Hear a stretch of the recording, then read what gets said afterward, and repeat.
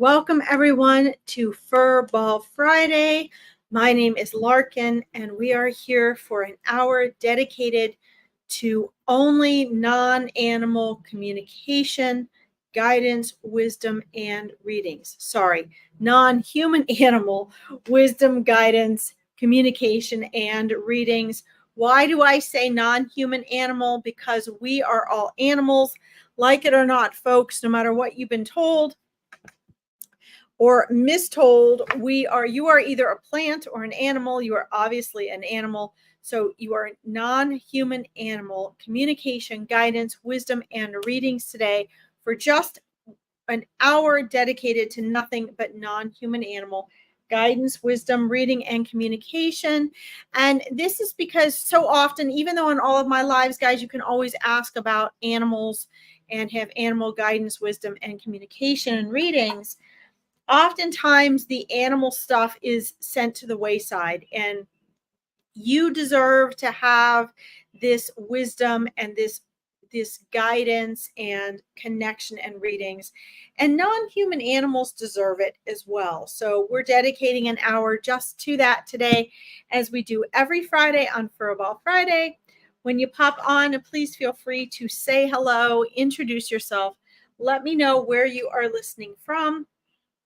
I absolutely love that. I'm going to, as you guys are logging on, I'm going to go ahead and pick an incense here. I think we'll do Black Orchard today. We'll probably have more than one stick that we're going to light today, but just to set the ambiance and get the frequency, shifted in our right direction here for us today during our time together.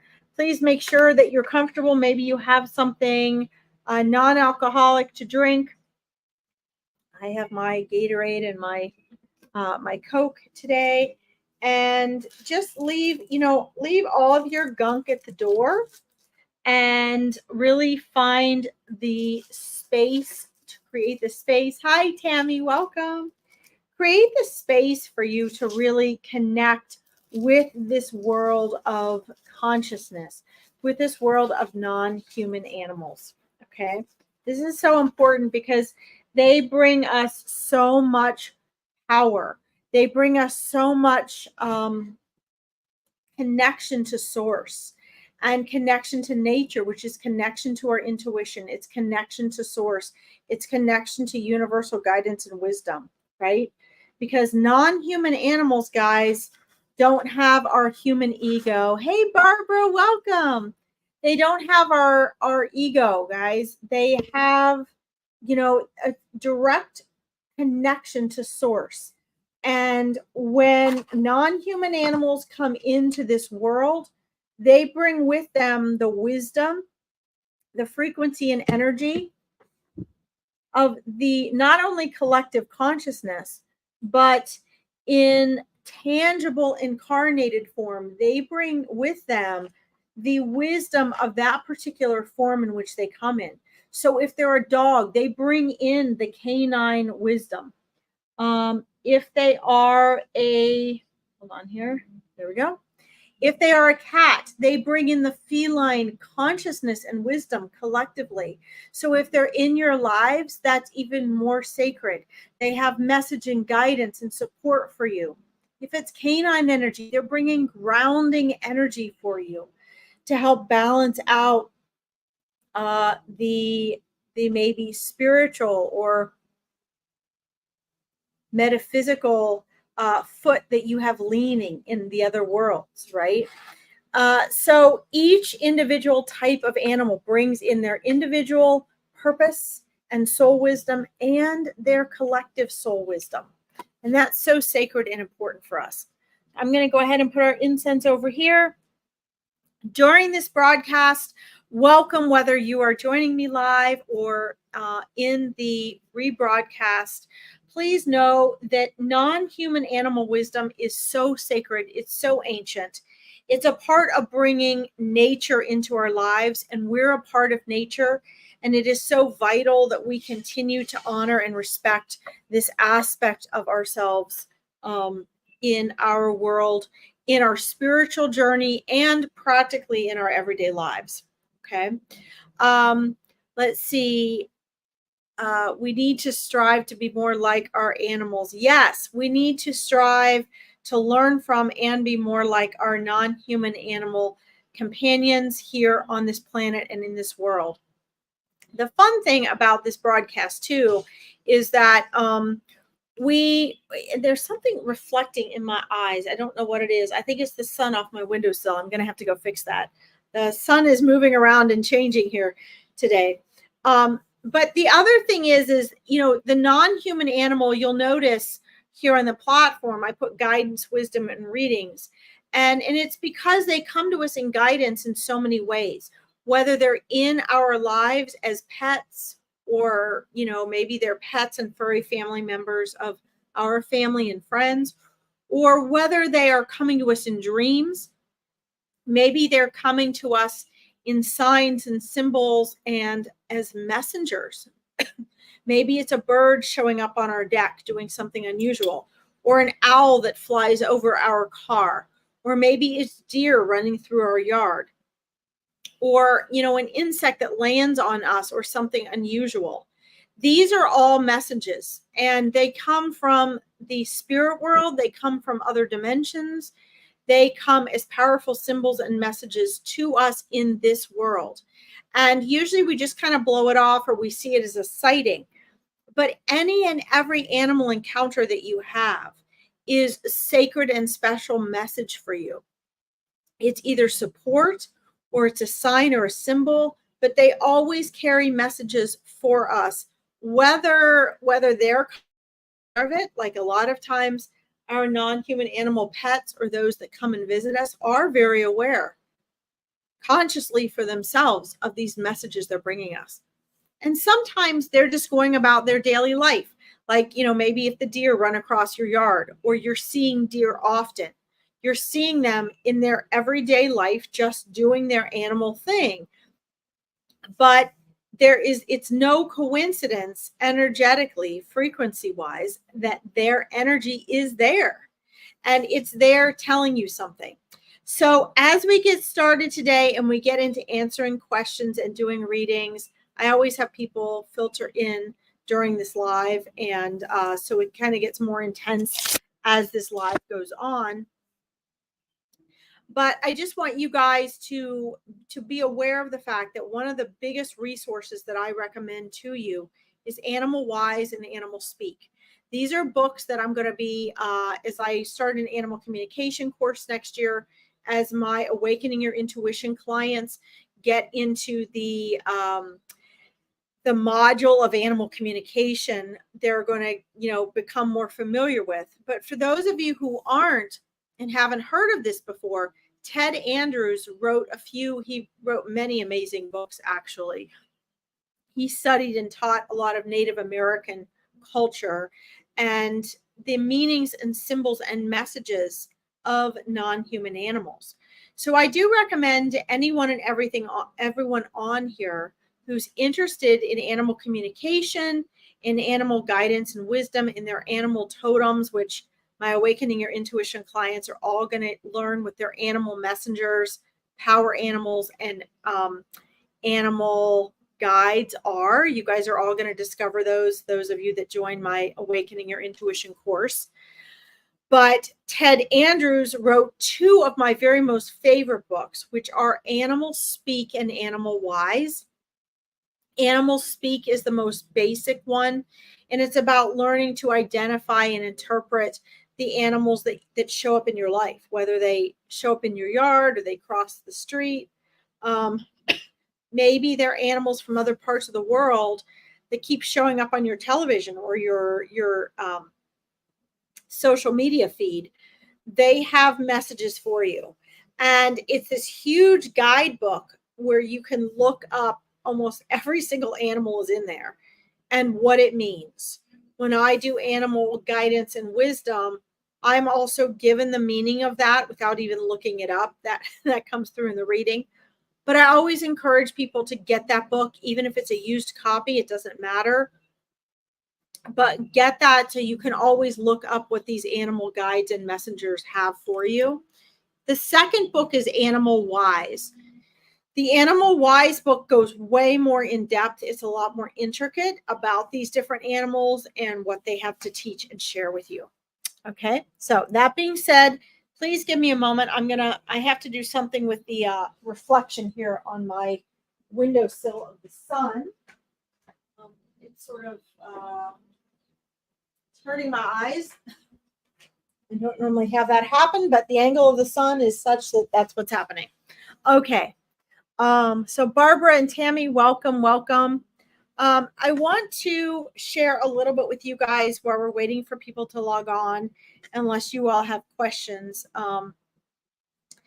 The intricacy and depth that non-human animals have in their lives and in ours that we don't recognize, and how powerful this can be in our lives.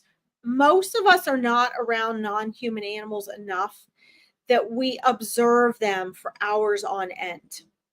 And what I will say to people, and this started for me as a young child, just sitting for hours on end, staring out the window, observing nature, observing my animals, working at the Cincinnati Zoo and Botanical Gardens for, over 20 years. Part of my work there was animal observation.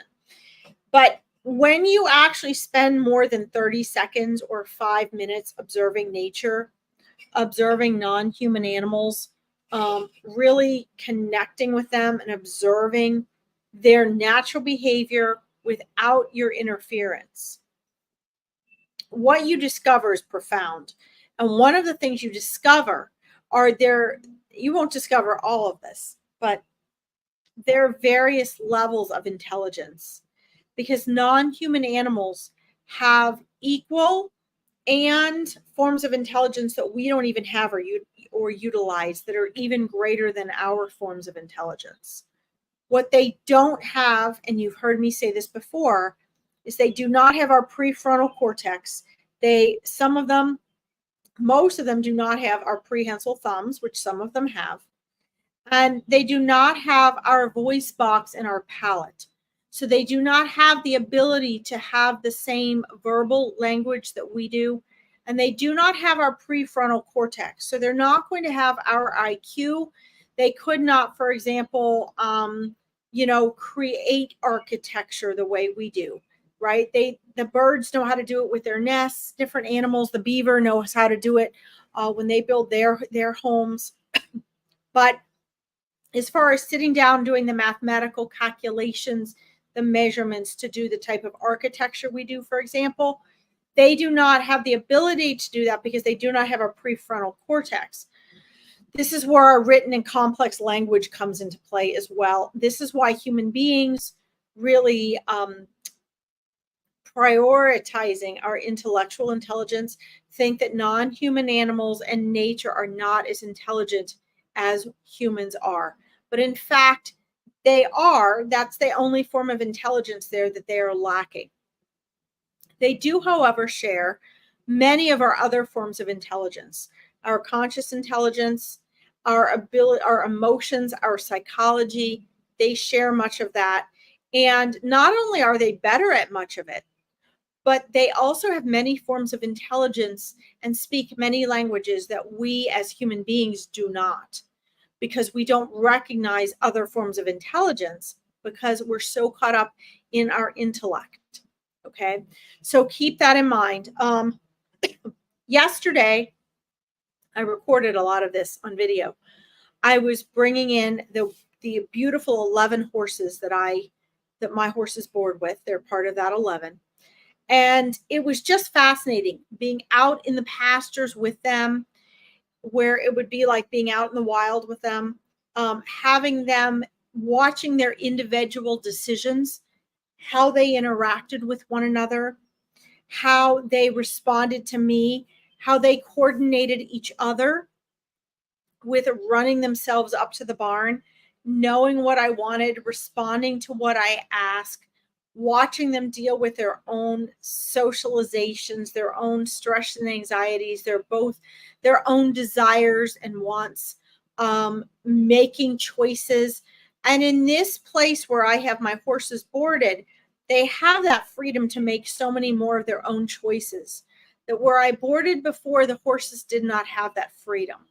They were completely relying on our humans, the human interaction. It was very human controlled. It was very, everybody was on a time schedule, and, they were all into following, how many horses were allowed in this paddock for what amount of time, and was your horse out of there 5 minutes early so their horse could go in. So we were shuffling the horses around according to the rules and the regulations. And the horses had a lot of anxiety based on this, because it was all about, mostly about riding and who was doing what horse sport, and, all of these pressures. And the horses are very empathic, and they are very intuitive. And so they were picking up on all of our stresses and our stresses as human beings interacting. They were picking up on the stresses of the other horses and the pressures that those horses had from the humans in their lives. These horses weren't getting the mental, emotional, and physical things that they needed all the time, even though their human counterparts believed that they were. And so the horses were stressed, and they were sharing that stress and passing it on to one another. Whereas, yesterday when I was bringing the horses in, I don't know why my cat is calling here. When I was bringing the horses in yesterday, their interaction was just so beautiful. I allowed them to choose, who was coming in next. I'm opening the barn door. I'm walking up with them through the pasture. I'm saying, okay, who's coming in next? And watching how they supported each other, and they escorted each other, or they chased each other off, or they had their little tiffs, or they, two of the horses, I let them in. They know they run right to their stalls. The one makes sure the other one gets in. It's just amazing. And I don't want to go on and on about this, but I want to invite all of you, if you're interested in animal communication, which, is one of the modules in my Awakening Your Intuition program. If you're interested in, learning to boost your intuition, how important it is for you to make this connection with nature, because you are nature. You're a part of nature. You're not separate from it. If you want to reduce your stress and anxiety, if you want to really know how and where you belong and feel included, reconnect with nature. Reconnect with non-human animals, whether they're a part of your furball family or whether you're just coming across them when you sit in a park. Whatever the case may be, it's very important that you, for your own well-being, mental, emotionally, for the development of your own intuition, that you connect with nature. And observing nature, just observing it, not bossing it around, not talking, not making a judgment, not controlling it. Observing. When you observe, you collect the information. You get the empowerment. You get the awareness. And this is going to put you guys in a much more powerful place, not just with your own animals and your own, family and life, but also, sorry, I check out my window, make sure the dogs weren't going to bark. Also, guys, for your own life and manifesting. When you're connecting with nature and you're connecting with your intuition, it makes every area of your life better. It makes your abundance better. It makes your sense of peace and state of being better. It helps your choices to be more clear. It helps your interactions with others to be more powerful and more fruitful and more peaceful. They have so much to teach us. And every area of your life can be improved by connecting with nature. I'm going to look up later, and I'm going to post it actually in this live on NPR the other night. Sorry, it wasn't NPR. It it was a public radio broadcast, but it was a different program. It was in the evening, and I had to get in the car and run to the grocery while I was at the barn. And during this time, there was a wonderful author that came on who healed his depression and anxiety through the development of his own intuition through time in nature. And he has since become an author. He's written an entire book on this. They interviewed him on this radio program, and he was talking about exactly what I'm sharing with you. Observing in nature.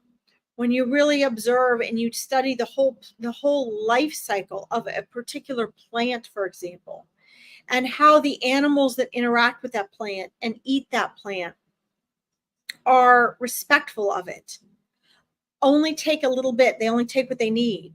That plant is allowed to grow, and if it's destroyed, it can take it a century to recultivate. But how just observing that in its one role in that forest, in that system, is vital. And each and every one of you have that same important role in your life. This is something we can learn from nature. When we destroy something in nature, we're destroying that very fragile system that is actually there supporting us, teaching us in the very things that you're wanting to create and manifest. I'm going to share this with you, and then I'm going to actually post it, guys, in the group. This gentleman's name, some of you are on here, you'd find this very interesting. Let's see, his name is Jared Anderson, and he's author of, it's called Something in the Woods Loves You. And he actually has his own podcast. Jared Anderson, who is author of Something in the Woods Loves You. And he has actually, hi Paul, welcome, good to see you. I think we missed part of your message here, Paul. But this, I would definitely recommend if you guys get on, for those of you in my area, it's 91.7 WVXU. But you can look this up, and you can look up Paul Anderson, author of Something in the Woods That Loves You, and listen to his work, because it's really very much of what I would like to do, of what Chris and I in our podcast are trying to do, connecting people to their own intuition, to your own authentic self. And you know, the way you do that is through reconnecting with nature, through your intuition. You know, your intuition will speak more loudly to you when you're out in nature. Okay.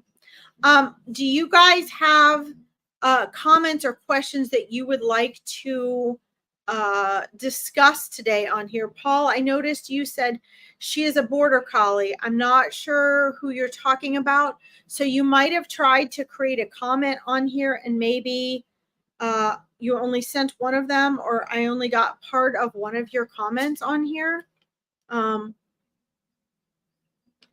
I know I've had some amazing discovery calls this week with people. Hey, Tanya, welcome. And in each of the discovery calls that I've had this week, whether they're people that are going to end up working with me, or whether they're people that are, I recommended someone or something else to them. Hi, Marie Line, welcome. What we always come back to is, who are you? Who are you really as an eternal soul? And when we're connecting with non-human animals, how is your intuition playing a part in that? Can you hear your intuition? When you remember who you are and you can connect with your intuition, which connecting with animals and non-human animals always helps you to do, every aspect of your life gets better. The struggling and suffering, hey, Lisa Joe, welcome. The struggling and suffering tends to fade away. And you begin to see that the struggling and suffering are signs and messages and symbols for you. You begin to see that, you begin to recognize your eternal self. and that wisdom and your own ability to tap into the higher intelligence that non-human animals have, where you can actually get free of your mind, guys. You can actually get just beyond your head. Good evening, Lisa Joe. Yay. Lisa Joe is one of our, she's joining the Awakening Your Intuition course that starts in October. I'm so excited. Let's see. Okay. Okay, let's see. Okay. Well, thank you for sharing that. You want me to call you Marilyn Monroe? Okay, wonderful. I appreciate you sharing the pronunciation of your name, Marilyn Monroe. Okay, so Marilyn. Okay, got it. I saw Meryl and then Marie and then the hyphen and the line. So I appreciate you showing that because it looks like it would be pronounced Marilyn. And a lot of times, Marilyn, people on here, they sort of take versions of their name because they want to be called something else. So I appreciate you sharing that with me. Thank you. Let's see here. Not long now. No, Lisa Joe, not at all.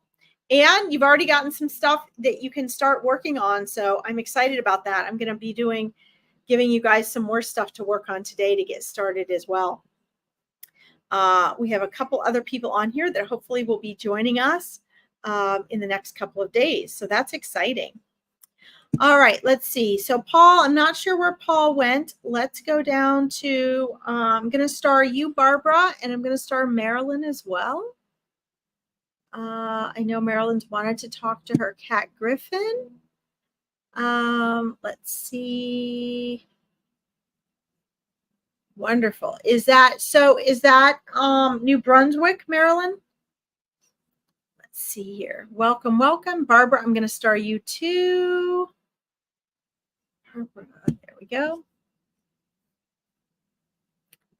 All right. So Marilyn, you would like to speak to your cat Griffin. I'd like to hear from Griffin. Okay, let's see here. Yes, awesome, Marilyn. You're welcome, Barbara. Paul, yes, I can see you're back. Excellent. You'll have to reiterate your question, Paul, about the border collie, because all I saw was you said border collie on there. Okay. Tanya, thank you again for my chicken, Larkin. You're welcome. Yours is like the first chicken that had ever come through in a reading way back. That was so fun. So let's see. So Marilyn, okay. Is Griffin, yes. Yeah. There's first times for everything, you know? So Marilyn,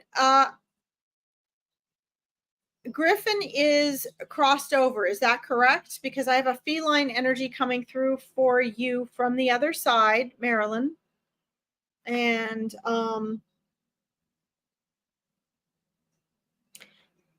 very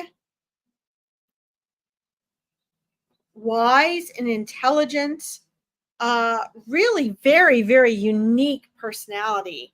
There's a lot of a magic energy to Griffin here. And I'm also seeing the number 2 and 3, primarily the number 3. So does 3 associate with Griffin and or the passing of Griffin? And let's see. Has Griffin passed away within the last 2 or 3 years, please? Wanting to confirm Griffin there. Yes. Okay.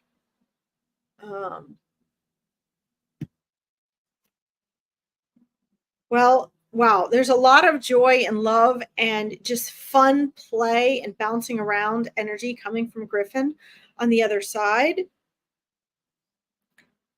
Griffin actually is feeling very proud, knowing and recognizing that you still really you acknowledge and think about him enough to come on and actually ask here. 2017. Okay, so let me check on what the 3 is. representing here. The energy is very playful and joyful and grateful, and always felt as though, Marilyn, that you treated him like an equal. You know, my friends, cats, non-human animals they are not blind to how we treat each other and non-human animals. As a matter of fact, they're very sensitive to that. And one of the first things, Marilyn, that Griffin wants to actually thank you for, and this is really kind of cute, not even just thank you for, but give you credit, give you kudos for, in good old cat fashion, cat confidence fashion, give you actually credit for, not even just, yes, is grateful to you for, but is also really giving you credit for, is Griffin felt treated like an equal. Griffin really wanted to be treated as your equal and wants to thank you for that. He says he was respected and acknowledged, felt listened to, and seen as an equal being by you.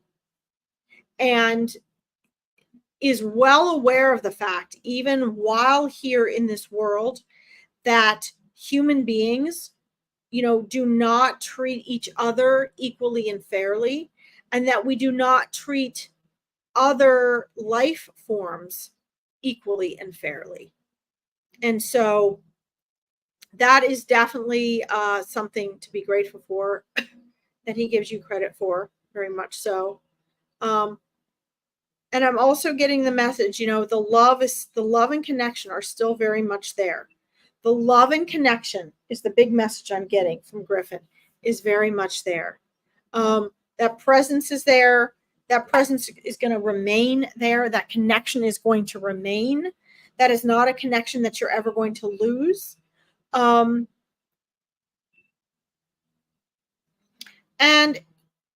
Griffin also says that, just a reminder, animals, non-human animals have life purposes too. Just to let you, to say thank you for allowing him to come and fulfill his life purpose.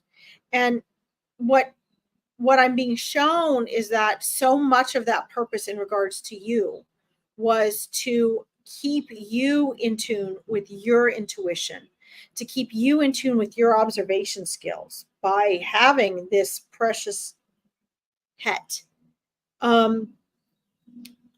I'm being shown that your souls communicated and connected all the time, that you guys would have these conscious conversations. I don't even know, Marilyn, if they're conversations you were aware of consciously, but you and Griffin always had these soul conversations. And this is really how Griffin really felt very understood and acknowledged, because that's how they communicate with one another too. It's not just ego conversations like humans have. It's this real connection. And Griffin felt that you guys had these silent understandings, these silent communications, and just wants to thank you for that, because that's one of the things that non-human animals really struggle with in this world with us. Okay. Marilyn, please know that you are going to have a stronger connection now as far as your ability to receive from Griffin. I'm being shown shadows on the wall. One of the ways Griffin comes through to you is in like presences of shadows. And I mean this in a very positive way. Like light coming through the window and creating a prism on the wall, or light shining on the wall and a tree blowing and you seeing that shadow there, or you walking outside and seeing the shadow of a bird cross over. Please know that that is very unique. I've actually never heard this from a human soul or a non-human animal soul before. So this is validation to me. This is very unique coming from Griffin. But again, I said, remember, Griffin has a very magical energy. Griffin came with the name Griffin. I mean, that is his soul's name. And so that was the right name, because there is a magic here. There's a multidimensionalness about him. that is very strong and powerful, that in coming through and connecting with you and trying to let you know, hey, I'm here. I'm not surprised that something so unique is being used. Okay. Let's see. That cat treated me better than my boyfriend at the time. Yes. Well, that cat had tremendous respect for you and still does, because you treated him, saw him as a soul. He really felt like you treated him and recognized him as an equal being with a soul, not just like most people do with their animals. And so, yes, absolutely. There was a lot of gratitude and respect for you, and continues to have that. Okay. Hi, Keith. Welcome. So this is very, very important. And I think this is a very powerful reading. And Griffin wanted you to come and have this. So thank you for listening to your intuition, popping on and joining me. If you like this today, please make sure you like the broadcast so more people can find it. And don't forget that you're going to be a better receiver of Griffin now. And he gave me really powerful ways that he's coming through to you, such as, in shadows, and reflections of things, and prisms of light, and whenever you feel him, whenever you really feel him, he's there. Okay. I'm not surprised you're saying he passed of throat cancer. Oftentimes we either have challenges with, or we pass according to something that was very important to us. Communication and connection was very important. And just remember, Marilyn, that including animals, human and non-human animal souls, choose when they come and go. They choose when they come into this world and when they cross over. And we also choose how. Okay. So Griffin had to choose an avenue for crossing over. And that's the choice that he made. Okay. I have prisms of light everywhere from sun catchers. Yes. Well, he's using them. He's using them to remind you that he's right there and loves you and is grateful to you. Okay. So please come back, join me again, keep me posted, because you're going to be more in tune and sensitive now to his messages and visitations now that we've had this. Okay. Connection. Thank you for letting me read for you. All right. Let's see. I'm not sure, Paul. I will scroll back up and look, okay, on your comments and see. Yes, I did see the rest of your message. Thank you. So I'm going to go to Barbara and make sure she's still here, and then we will get back to you, Paul, okay? I have your messages starred. Let's see here. Let me scroll back up here. And unstar this one so that I can keep track of everybody here. All right. I'd be happy to hear from my dog, Jackaroo, in spirit. Thank you. Oh, wonderful, Barbara. Well, Barbara, if you, whether you join the Awakening Your Intuition program or the coaching program, a whole module in the Awakening Your Intuition program is dedicated to mediumship, and one is actually dedicated to animal communication. So you will learn even more deeply to connect with Jackaroo on your own as well. Although I love to connect you here. Let's see here. Wow.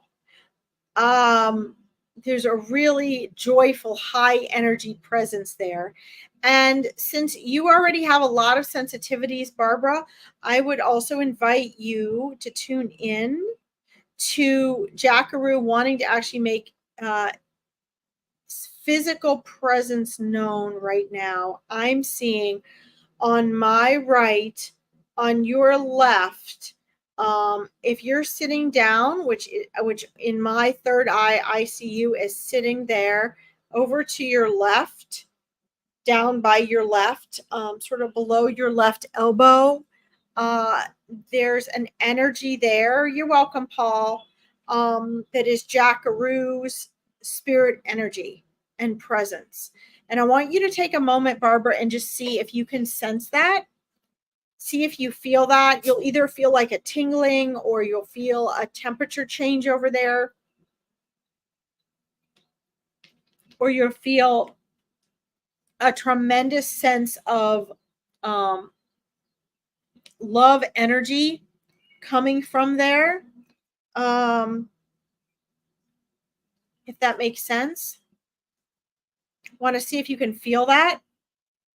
This is something that if you join the Awakening Your Intuition program, we will work on intensely. If in the mindset coaching program, we talk about these things as well, but we're not training to enhance or power, strengthening your intuition in this way. That's in the Awakening Your Intuition program. We do a lot of this. Yes, it's cooler. Okay, awesome. So a lot of times, and I wanted to take you through that because it's different for everyone and the souls that come through to us, but a lot of times there will be a temperature change, or we'll feel tingling, or we'll just feel like what sort of feels like static. We can just tell there's something there. Or sometimes the attention comes more like, we're like, wait, I can just feel somebody's present with me, or somebody's staring at me, or someone's right there with me, right? Sometimes it's just this tremendous sense and feeling of love. Okay. But for you right now, what Jackaroo really wants, you to know is to get proof and validation of being present with you. So if you can feel that, those are some of the ways in which he's been trying to get through to you, is really a physical, tangible, actual feeling like that. Okay, which is really cool. So everybody's got their own clairs. In the Awakening Your Intuition program, we actually talk about the different clairs. We find out what your strongest clair is, and then we help you strengthen all your other clairs based on that one. But for you, Barbara, when he comes through to you, a lot of it is feeling, like tangibly feeling. Okay. So that clairsentience is very strong for you. And I think that's partly because of your overthinking and how much you think that oftentimes the clairsentience can get sort of mumbled and confused, which is something in the program we'll work on clarifying. But for right now, one of the reasons that the clairsentience is your strongest clair is because then that's undeniable. It's not going to get so easily confused. You can say it's cooler. You can say I feel a tingling. You can say I feel love. You can say I feel super emotional. Those are all ways in which loved ones, and including non-human animals, can get through to you. Okay. The other message there is as well for you is continue to purify. If I ask what he means by that and what that means as far as guidance for you, one of the things non-human animals do for us is they help us to, if we allow them, we use their example, they allow us to simplify our thinking, to stop with all the complications that we create in our own mind, and to actually simplify the messages coming in. Because to them, things are very clear and obvious, right? So, for example, they can tell a character of a person immediately. They like them, they don't like them for whatever reason. They can tell, okay, is this a good person or a bad person? Do I sense something that I shouldn't trust in this person or not?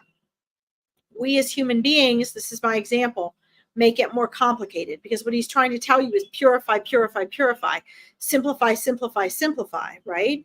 And we as humans will often misread someone because we're going, oh, well, but they had a really hard time.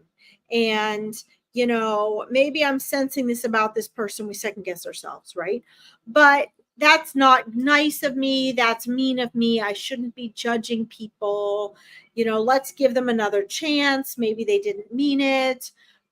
We project things on other people, on their actions, on their choices, on their behavior.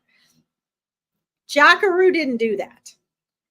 Our non-human animal friends do not do that. So I think the guidance and advice here to you is, and something that you were able to learn at the time from him and can learn from nature and non-human animals, is don't complicate it.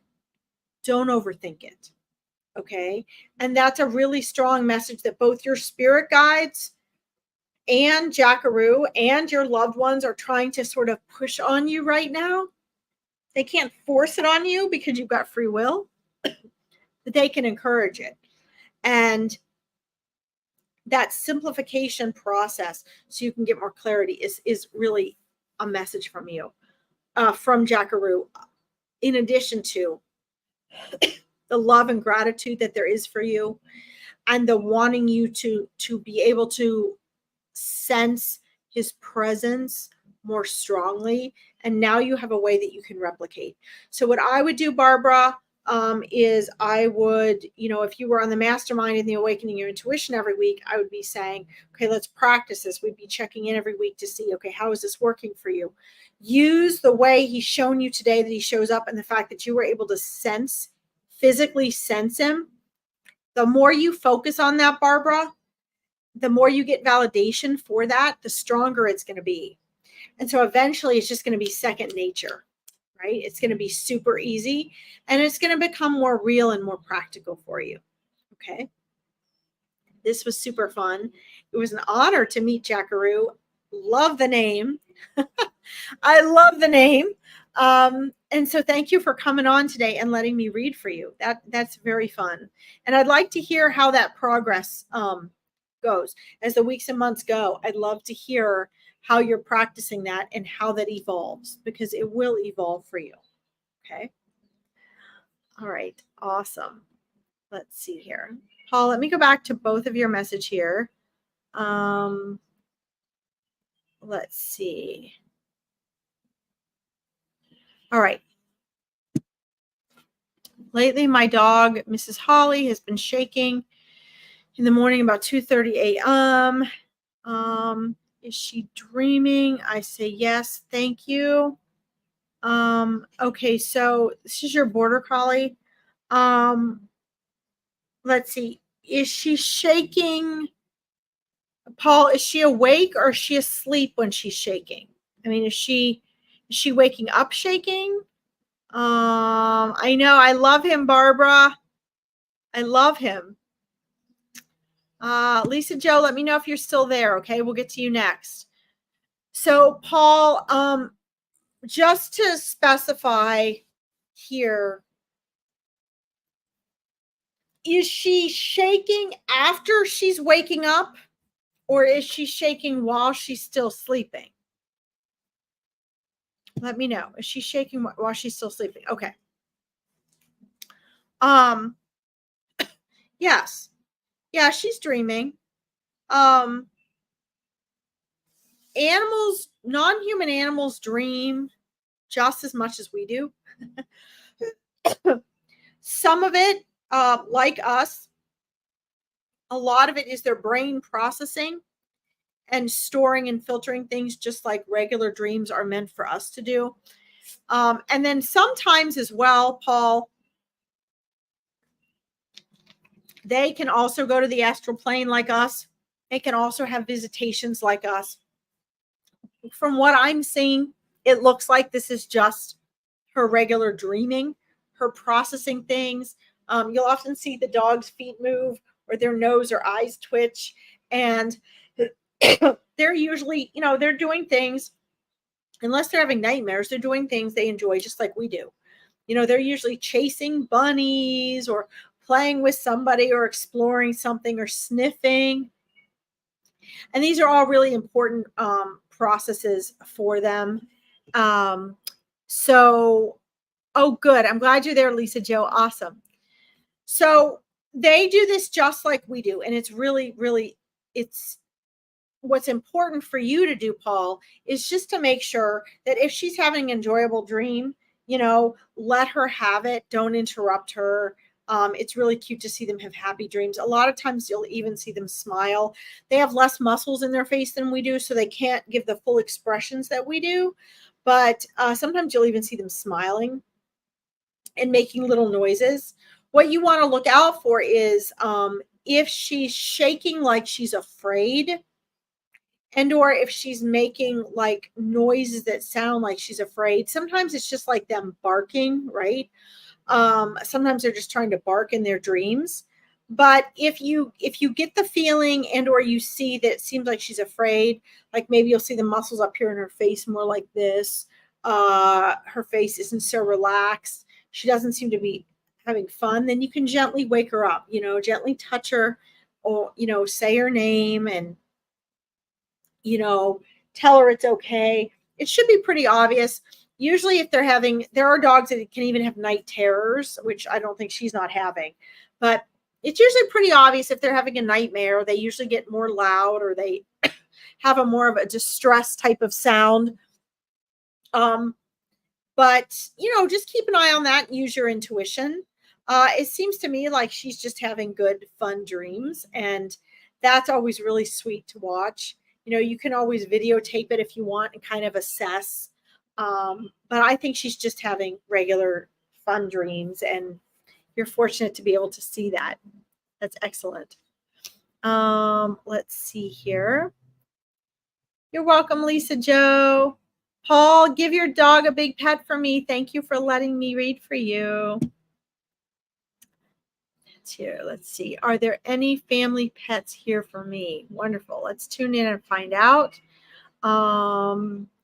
Also, Lisa Joe, wow, I'm not going to do all this today because you're in the Awakening Your Intuition program, but one of the things we're going to do in the Awakening Your Intuition program is you guys are all going to get you're going to find out your animal totems. You're going to find out your animal guides, your animal messengers, and your power animals. And those are actually all showing up for you today as well. So we're not going to get into that in depth on here because you're going to get to do that in the program too, in the modules. But that's really fun. You have a lot of that.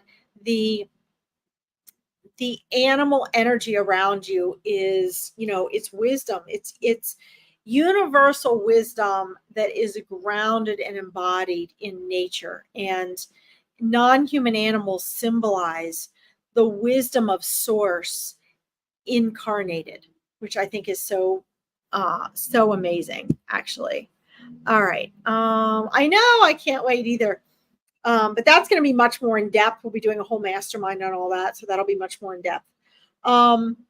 So let's see here. Who's coming in for you?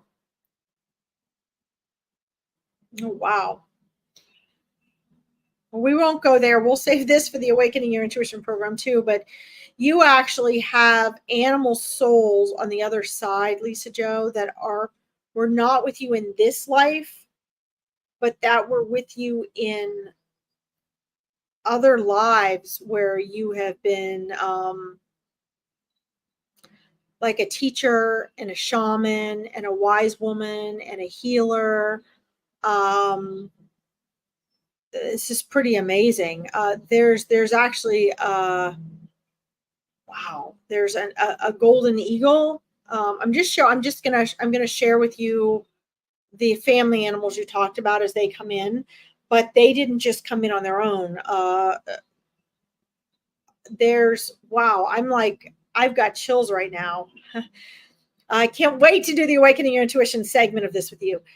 They're all just like coming in, like you have all these animals just coming in literally like sitting down in trees, sitting on the ground, they're showing me this beautiful woodsy nature setting, and they're coming in and they're sitting and they're saying, we're here as guides and support for you. We've either incarnated with you before, or we're your power animals. We're here. And you have a lot of this animal energy around you. And it's really connecting your intuitive side with this tangible, incarnated side and spirituality. It connects them all with all this animal wisdom. You have forgive me for doing this first, but I have to share this. You have this absolutely exquisite, you have several horses actually that have been with you in in other lives, in more of like tribal lives, like Native American lives. And this one that is just like decorated so magnificently. She's a gray, which means you guys would see her as white. They're not really white. They're grays. They're flea-bitten grays. So they look like white horses to us, but they actually have like little speckles on them. We call them grays, and she's absolutely decorated, and has this nice, calm, stable energy around her. I'm asking them to kind of clear the path for animals in this lifetime to come forward.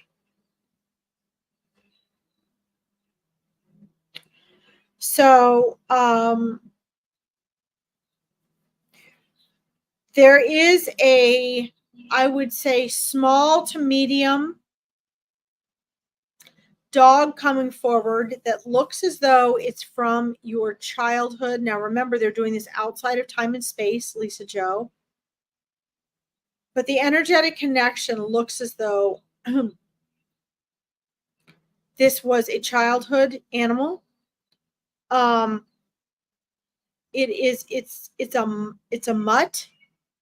So it's a mix of different dog breeds. Very unique. It looks as though this was not a dog that lived with you, but a dog that you saw or visited often, or that came to visit you all often. So it would have belonged, it looks like energetically, it looks like it belonged to a relative. Was not your per se family dog, but belonged to a relative.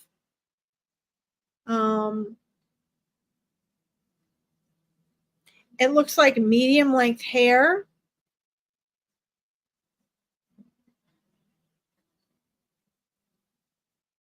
I'm seeing what looks like brown and tan.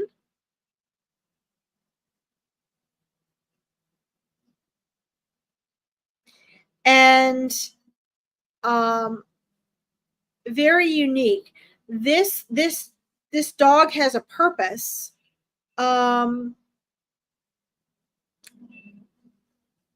This dog had a very important purpose. I'm seeing you were young. This was like a childhood dog for you. And this dog is coming forward first because there was a very important mission there for this little dog. And it was to give you some grounding energy that was non-human, some grounding energy in your intuitive world, in the realities that you're conscious and aware of and sensitive to, that the adults in your life weren't necessarily connected to. Okay. And the purpose here was to give you grounding, but to give you this under the current soul connection of communication to help keep your sensitivities awake and alive as a child. Because usually we lose these abilities and these sensitivities when we're children, when we're very young. As soon as adults put us in front of television and they tell us what to think, and we're told to judge things, and we have to start thinking just to survive and get along with everyone and to fit in, we start losing our imagination. We start losing our intuitive abilities. We start losing our sensitivities so that we don't get hurt. And the purpose this little dog had in your life was to help keep those awake in you, so that you could connect with someone, meaning this little dog. You could connect with someone on this soul level. And in order to commune and connect, you had to stay in that realm of sensitivities and be sensitive to things that no one else around you was, and yet still have that grounding energy. So this dog served a very huge purpose there. Let's see. Know exactly which dog you have. Yes, tan with medium hair. Yes. There's a lot to be learned there. Let's see. Yes, she brings me back to a happy time. Yes. And one of the reasons she's sharing with me, one of the reasons it was a happy time is because it was a simple and pure time. Does that make sense? So are you guys seeing, whether you're on the live or the rebroadcast, how powerful the presence of these animals in our lives is, how intentional it is, how wise they are? She had to go through different people and things to get to you. Probably no one in your family would have pointed out and said, okay, part of this dog's purpose is for Lisa Joe to maintain her sensitivities, to be able to build confidence and remember the joys in the simplicities and the purities of connecting with a soul that's going to stay pure and simple. She was going to stay pure and simple, wasn't she? So this is really important because that is something that helps to protect your intuitive abilities, which is why you're wanting to pursue them. It's why I'm seeing you've been able to stay true to yourself in that effect. Okay? So this is way more powerful than you think it is. I am so touched by the love and the recognition here that she recognized your soul, and as a young child you were able to recognize her soul, which leads me to one more thing she wants me to share with you. Is another part of the purpose of her presence in your life was, thank you, Paul, you too, see you Monday.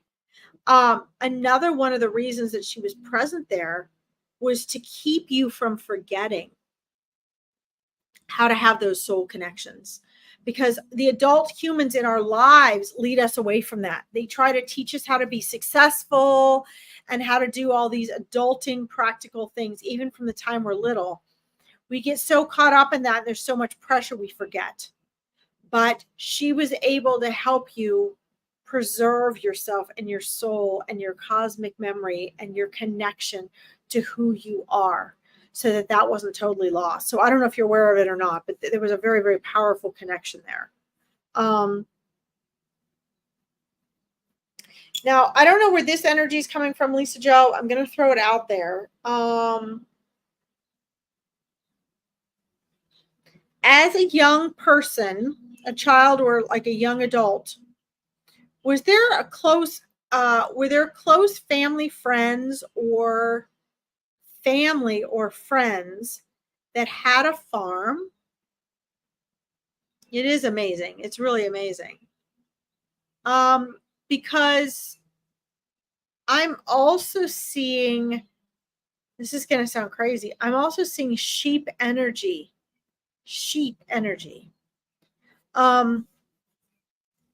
In your energy field from a young age. So either you went somewhere like on a school field trip, or you visited a family farm, like a family friend farm, because there's this sheep energy there. And there's somewhere in your past you've had this sheep energy connection, which was super important for a lot of reasons. Number one, it is representative of the constant shedding of the egoic self and identity in order to remain true to yourself, and how it's not really a wound. Like when you shear a sheep, you're shedding off that old baggage, what's unnecessary, what's not needed, so you can lighten up and fly higher, right? And the sheep energy is very strong around you right now. So I want you to think back, maybe go through pictures or look or remember or ask friends and family. They're showing me like one incident in particular where you had this interaction with these sheep, with sheep. And there was some inner soul work that happened to you during this time. It looks like it was like maybe a one-time event or visitation, but it was an experience that was exceedingly important for you to have. Let's see here. In primary school, a lot of my class lived in small communities in the country. There were working farm. I love the lambs the best. Okay, awesome. Well, that's what I'm seeing is a connection there. I'm seeing you making connection with sheep. So connection with lambs. And so perhaps this is why this is coming up in the energy for you. I've never done a reading involving sheep or lambs, if you can believe it or not. This is the first time.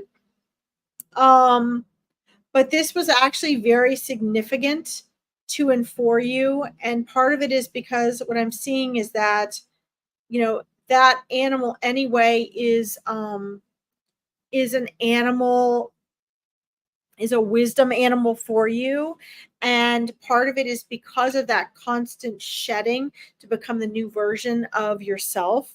So the animal, you know, the sheep represent that anyway, but they're also humble and they're gentle and they're strong and they're focused and they're good communicators. It's a first for you too. Awesome. But this is actually a very significant energy in your life. And what they're showing me is that during the energetic time that I'm seeing this visitation happening, I'm seeing just this connection between you and the sheep energy, is that there is so much that transpired there for you and for your soul, and that you, the sheep, recognized you were the ones that really felt for them and connected with them. And they gravitated towards that and they liked that. And it's that humble, loving, respectful energy that you have and that you showed them, that they're saying you extended to them. So that energy is there. Okay. And then let's see who else is there for you here. Hi, Kim.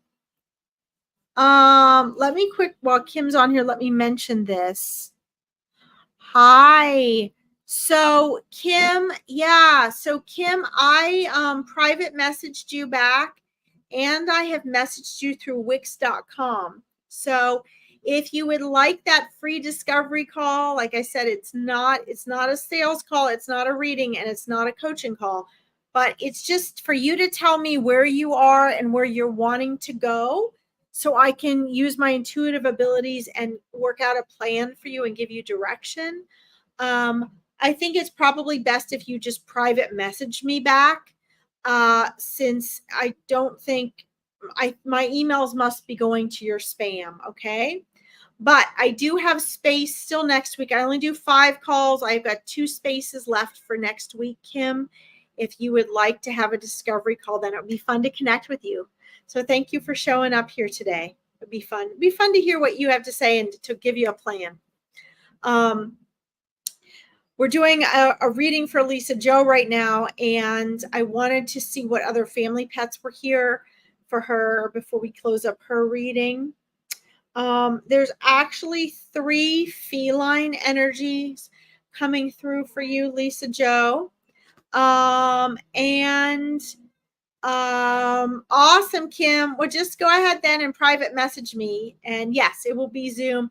We'll work that out. If we can't do Zoom, we'll do private message, but anybody can do Zoom. So if you don't want to do Zoom, we'll just do it through Messenger, okay? But just private message me and we'll get you in one of those last 2 spots, okay? There's 3 feline energies, Lisa Joe, coming through for you. One of them is, they're kind of all 3 walking forward. One of them looks like it's more of a, speaking of, look, my calico, whoops, that's your claw in my hip. Whoa, this is my calico Boo. Say hi, Boo. This is Boo. She's amazing. We have conversations with her. She's totally cuddly. And so Boo is a calico, but one of the energies coming through, they're sort of like colorless and they're starting to take more form for me now, Lisa Joe. But one of them is like a multicolored. I don't know if it's a pure calico or if it's like the orange and tan and black. That's coming through. Yeah, thank you. She's amazing. She's so amazing. She's an older kitty now. I think she's about 12. But you can say her name anywhere in the house and she's like, and she answers you. I mean, we have these entire conversations. It's so fun. Calicos are phenomenal. And then I keep seeing a gray cat energy, Lisa Joe, coming in for you, a cat that has gray on them. And then the other one I'm seeing, I can't quite make out the color. I'm asking him to come forward a little more. It's like the larger cat looks like it's in the center, and then there's these two other cats on the side. It looks like it was a darker energy. And yeah, cat genes are amazing. And each type of cat has a very different personality. This other cat that's coming through, Lisa Joe, looks like it's a black cat or really dark. It may have a little bit of white or gold on it, but it looks like it's darker. And then there's also way in the back, there's actually a fourth cat energy. So these are either all cats that have been a part of your life that you've come in contact with, that are still present in your energy that were meant to cross your path. I'm also seeing, Lisa Joe, the importance of you having, whoops, Boo. Hold on a minute, guys. Sorry. I don't want your claws in me, sweetie. There. I'm also actually seeing the significance, Lisa Joe, in you having non-human animal companions near and around you. The feline energy carries a lot of ancient wisdom and independent gentleness. It actually does exude and give examples of self-control and I don't want to say privacy, but cats are solitary. And so when these cats are in our lives, they're very aware. I mean, they're so aware of us and they transcend worlds. So I'm not surprised that you have these three strongly and then fourth cat energy, feline energy walking into your energy zone, Lisa Joe, because you transcend worlds as well. And you're going to get even better at that after our Awakening Your Intuition program. Hi, Jasmine. Welcome. Let's see what you have here. My sister has a long-haired calico. My cat is jet black. Okay. So let's get validation then for these four cats. So the black cat energy coming through is yours. The calico, yes, calicos are almost always, well, they're female cats. If they are male cats, which once in a while you will have, they are deaf. They can't hear. So I'm going to jump and say that your sister's calico is a female. She actually has much more significant presence in your life than you realize. That cat is a dimension walker, Lisa Joe, your sister's calico. They all are actually. I'm asking for the different purposes. The cat that just came in the background is actually a yellow tiger cat. You're having more cats come in now. All right, Lisa Joe, let's do this here. We'll have this Yasmin, yes, welcome. Thank you for reminding me about that. I appreciate that. Yes, she's hilarious. Let's see. So Yasmin, I'm actually just doing just non-human animal readings today. It's Furball Friday, and we, out of honor of the animals, we dedicate this just to them. So I'd be happy to read for you again if you want to join me on Monday. But for now, we're just doing non-human animal readings. Okay. So thank you for tuning in today. And you might have to keep reminding me because I have a couple Jasmines that actually come, and depending on the background of your name and the culture that it comes from, it usually is actually Jasmine. So you might need to keep reminding me, and I'm apologizing for pronouncing your name wrong. Okay. But join us Monday for Angels in Action, and I'll do that reading for you. Okay. Yes, she is hilarious. I see that energy. She's hilarious. She's smart. She's curious, and she's got a lot of energy. Let's see. Yes, the furball grandma. She is. So she also has a rag doll. Okay. So, because you're having more, there's actually more feline energies coming in for you, Lisa Joe. You're welcome, Yasmin. Okay, so let's sort these cats out. The black one is yours. We're going to get back to that because your black cat is a power pack, like is literally like a mini leopard. And leopards are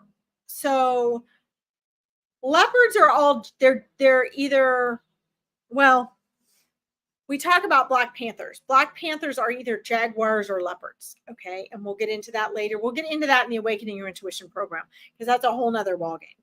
But your black cat is a power pack. So we're going to get to that.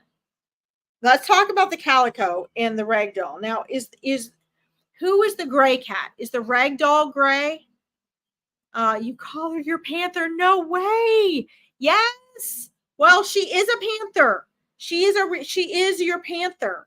Oh my God, I can't believe you just said that. Oh my God. Okay, so we're not going to do all this now, Lisa Joe. When the Awakening Your Intuition program starts, we're going to do that. We're going to talk about this on the mastermind because I'm freaking blown away by this right now. Because when I focused my attention on her, she was like, no, I'm a panther. And she just went like, okay, that's a whole nother topic. So there is a gray cat coming forward that was next to the calico and next to the black cat. And the gray cat was in the middle. Let's see. Okay, the gray cat was Smoky. Okay, got it. Interesting. All right. So okay, so we've got that. So let's see. Oh, Kim, that's awesome. Okay, so which one is Cleo, Lisa Joe? They're not giving me names. They're showing me figure. They're letting me see their soul, their energy. Which one is Cleo? So we're going to put your Black Panther aside. I want to focus on the calico and the rag doll. Your black cat is Cleo. Okay. All right. Yeah. Well, yeah. We're going to be doing a lot with Cleo. So the calico is smart, funny, curious, gentle. That's why she's so funny. Calicos are absolutely amazing. They are so fun. Now the rag doll.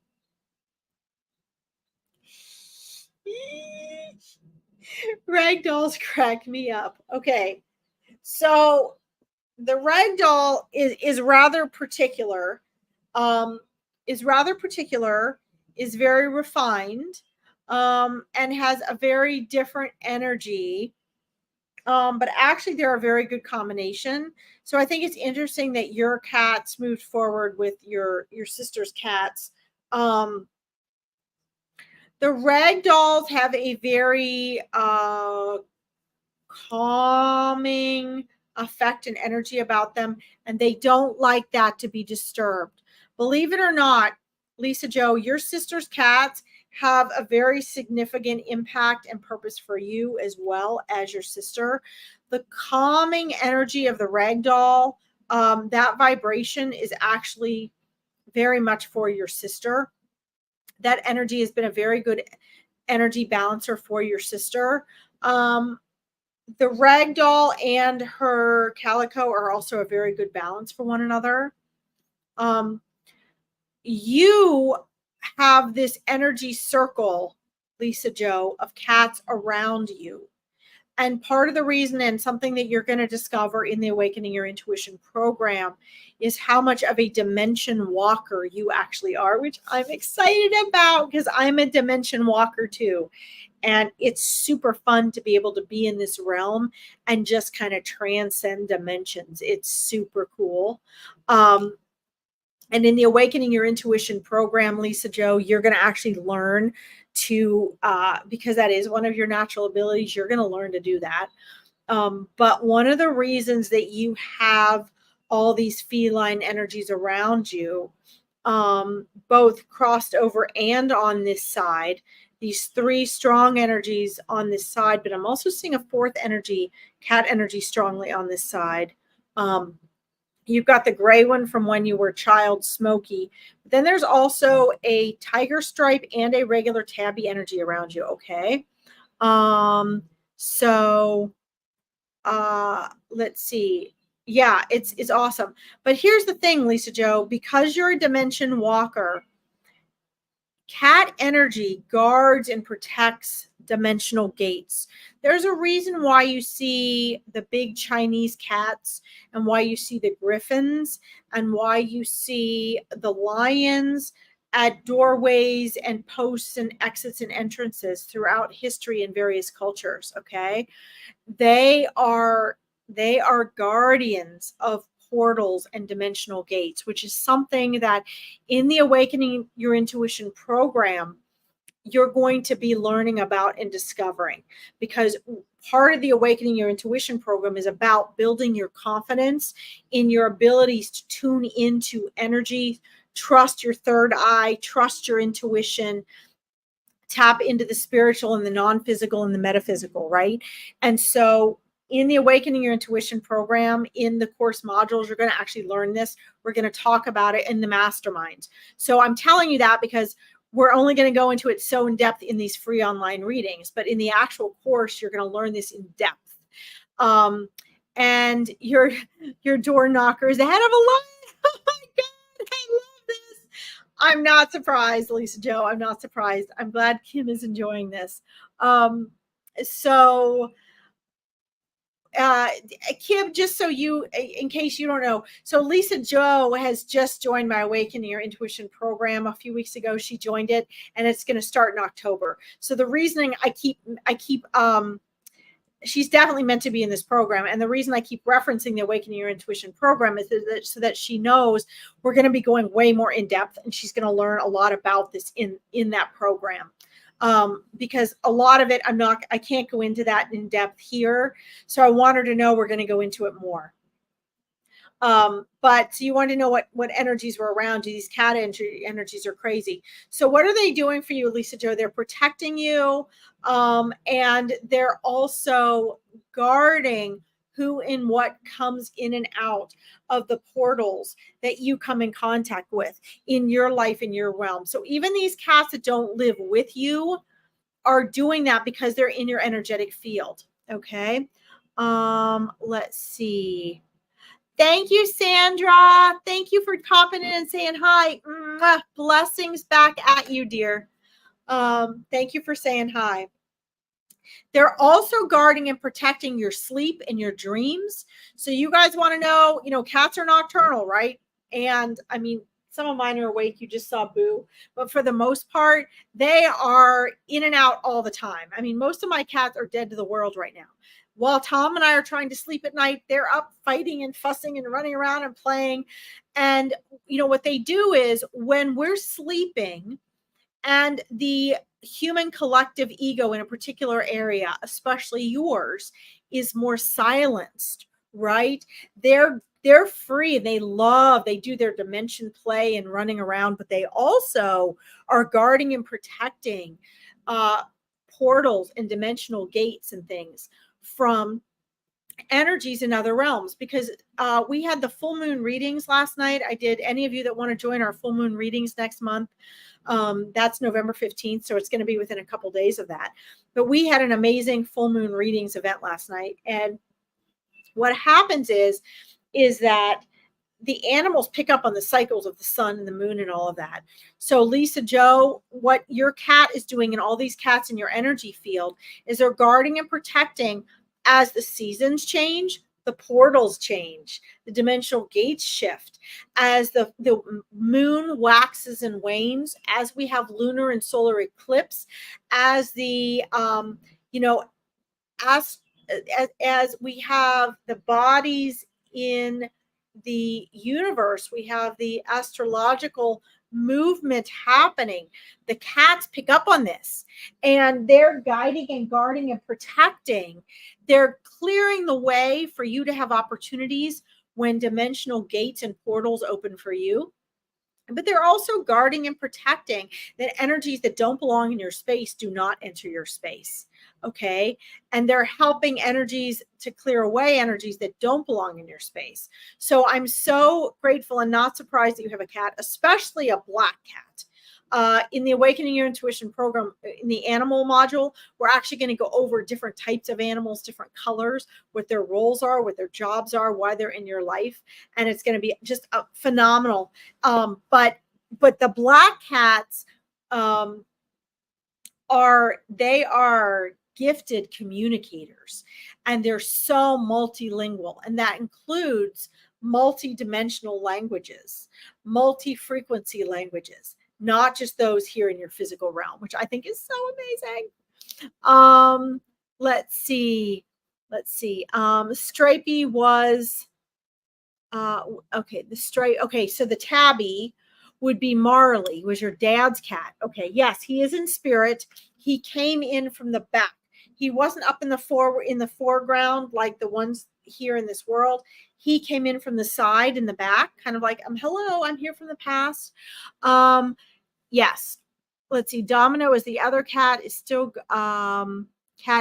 going, and he could very well be Calico. Okay. Well, so the tabby, your dad's cat, Marley. Okay. He was very important. Also, I mean, all these cats you asked came in from your family. All these 5 cats that have come in were here for you as well. They were serving you as well.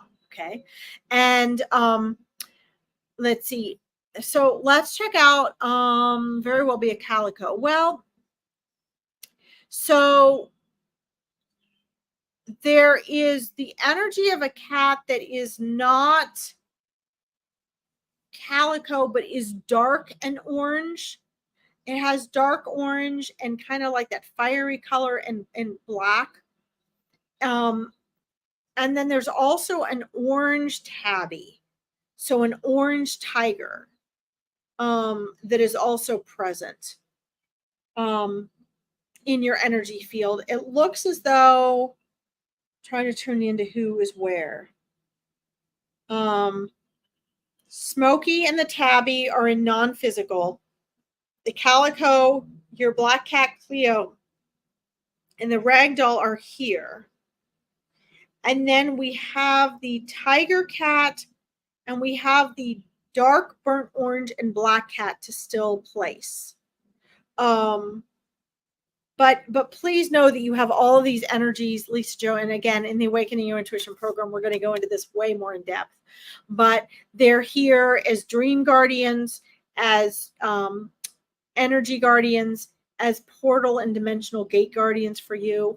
And it's one of the reasons why I think is, as deep and in tune and multidimensional as you are, you have a lot of this protection around you.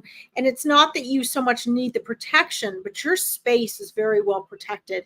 And it's protected by cats and by your own presence. Okay, which is amazing. I will also say that Yeah, your black cat, I want to kind of leave it with this, but your black cat is Panther energy, is with you in non-physical. If you sit back, you'll learn to do this when we do the energy and aura work in the Awakening Your Intuition program. But as you sit back and you look at Cleo, you will be able to see female black cats, by the way, tend to be killers. They just are. They are really good huntresses. But you'll see her aura is huge. It's panther size aura. And that's something you can practice and really get acquainted with before we actually start the program in October. And you're going to be like, oh my God, yes, wow. And I think it's funny, guys. I want to show you this. I think this is amazing because I did not know we were going to talk about cats today. I'm going to move this way back. I want you guys to see what I'm wearing. I'm wearing a shirt with a huge leopard on it. I had no idea. We normally talk more about dogs and cats. I had no clue we were going to talk about cats today. And I was like, oh, what should I wear today? I always wear something animal. Yeah, there we go. Got the big leopard on there. Can you even believe that? Oh my God. All right. Let's see here. I'm going to get to your comment. Kim says, love it. I'm going to get to your comment while Lisa Jo's still on here, Kim. My mind is blown. Thank you so much for this. I cannot wait for more. I know, I'm so excited. I have some fun things. Lisa Jo, I'm actually going to be popping in the Awaken Your Intuition Facebook group tonight. And so tomorrow morning, you're going to have some fun stuff on there as well. I'm having so much fun making these modules. Kim Davis, you would actually probably love the Awakening Your Intuition group. I think you'd probably really enjoy that. But I don't know. We'll have to see. I've got to talk to you more privately. But I think you would love it if you really enjoyed this. You two would get along great. You always gravitate intuition was worn, always get to the leopard. Yes, absolutely.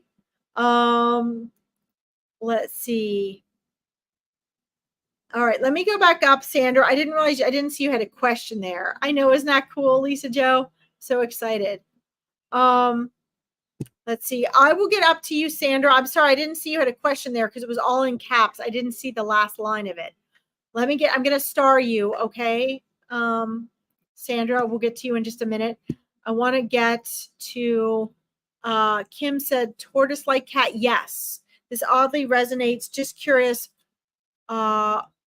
what's best to be done? Apologize as live, but if any info and don't mind, I'd appreciate it. Okay, yes, it is a tortoise, but it's maybe this is for you. Let's see. Wearing the topic animal. I know, is that amazing? Yeah, you would actually, Kim, you would love the Awakening Your Intuition program because it takes you through 10 areas of metaphysics, actually more than that. It's a fun 3-month course, and we can talk about that when you schedule your discovery call. But you and Lisa Jo, I think, would get along great.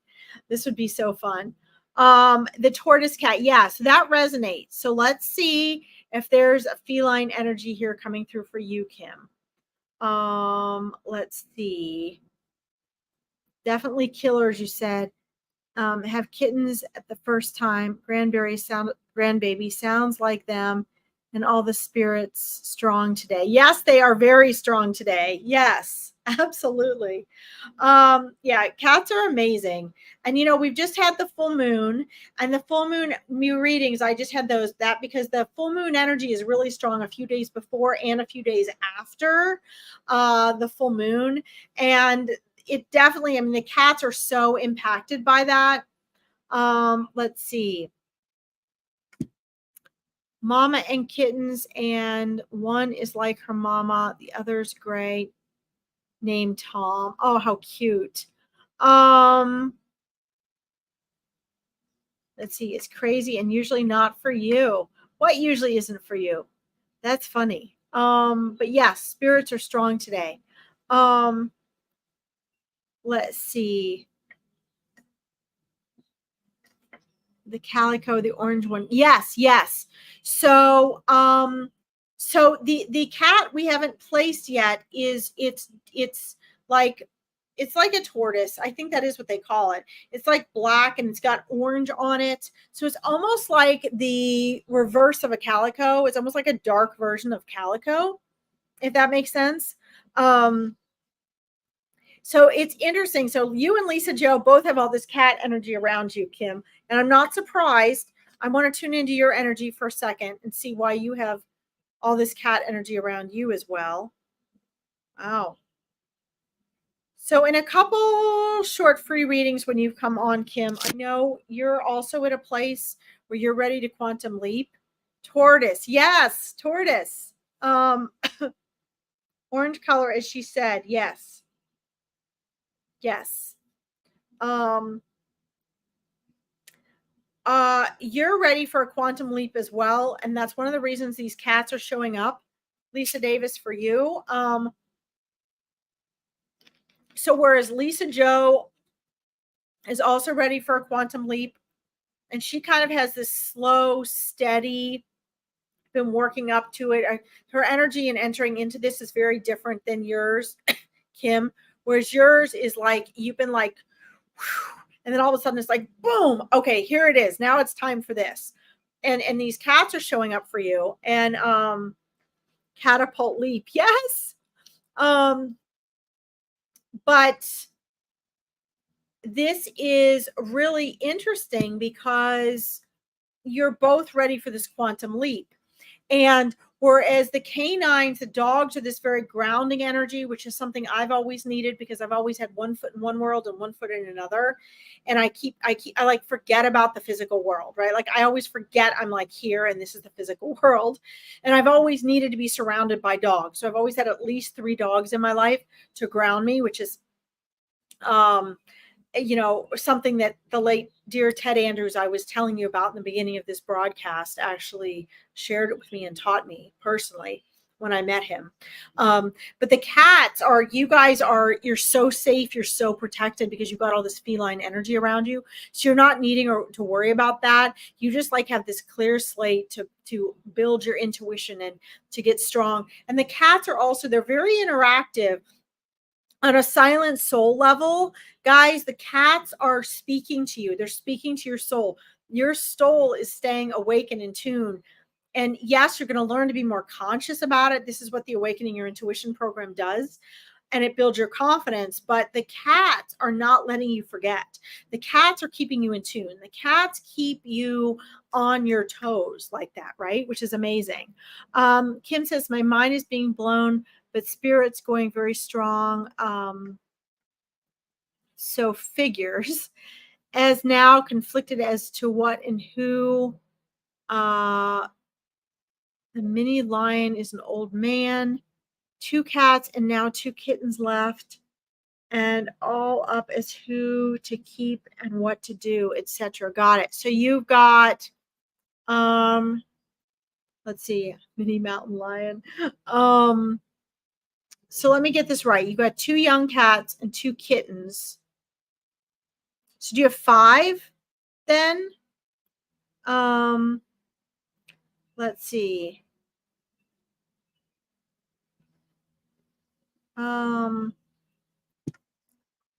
Let's see. That's okay when a dog will come into your life at the right time. I have a feeling that when you get through this next quantum leap, Kim, and we could talk about this more in your discovery call, but when you get more into this quantum leap, through this quantum leap, your intuition is going to skyrocket depending on what you decide to do with taking your intuition to the next level. Then you may need some grounding. You'll find that another dog will come into your life.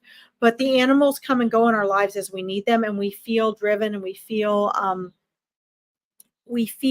called and driven to bring different animals into our lives, and or they show up. Okay. No, you don't play with them more than you should. That interaction is important. So you can hear them. Let's see. Hold on here. Let me finish reading these. Don't forget, Sandra, I've not forgotten about you. I'm going to get to you in a few minutes, okay? Let's see, a lot going on with animals and children in life. Oh, yes. Okay, here we go. 5 makes me crazy cat one for now. That's okay. Right. So good. So you understand what I'm saying. So the cats are obviously what you need now. We have 5 cats. My husband and I both had 8 cats when we met. Several of them ended up, they were still at my parents' house, and then things all worked out. At one point we had 10 cats together. So, but cats are they're very powerful energies. You have them for a reason. Don't be sorry. Sandra's fine. You'll be good, Kim. I'm just going where spirit's driving me here. Let's see. Grounding always, 1 foot on one side and 1 on the other. Yes. So here's the thing.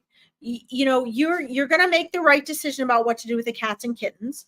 My mother has the same issue right now. She has 2 litters that she's working on at her home. She's been unable to catch the mother to get her fixed, which is very important to get them fixed. And then she's got a few that she's adopted. So my mom is like, she has cats coming out of her ears right now. They know to come to her, and she's having to make those decisions. But here's the thing.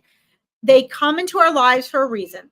And oftentimes they come to and through people to get to other people, right? So these kittens and these cats, Kim, some of them are coming with you and for you because they need you, or they're coming for you. But some of these cats, Kim, are just coming through you. And you are going to be the vehicle for them to go to the people and the other non-human animals they were meant to be with. Okay? So this is very important. Let's see. To limit where we are, but also have gray and white stray that adopted us. Yes. If you can get the strays inside, it's so important because they get all sorts of diseases that shorten their lives. They're not as healthy if they're outside. They're really a nuisance to the habitat. And there's so many terrible things that can happen to them. So if you can find ways, there are cats that are willing to be inside, which a lot of them are, as long as they're not peeing in the house, a lot of them really learn to adapt. They love it. They learn very quickly and they appreciate it. So let's see. Trauma moment because not fixed the sister and stressed babies as well. Yeah, it is. So what you need to do is what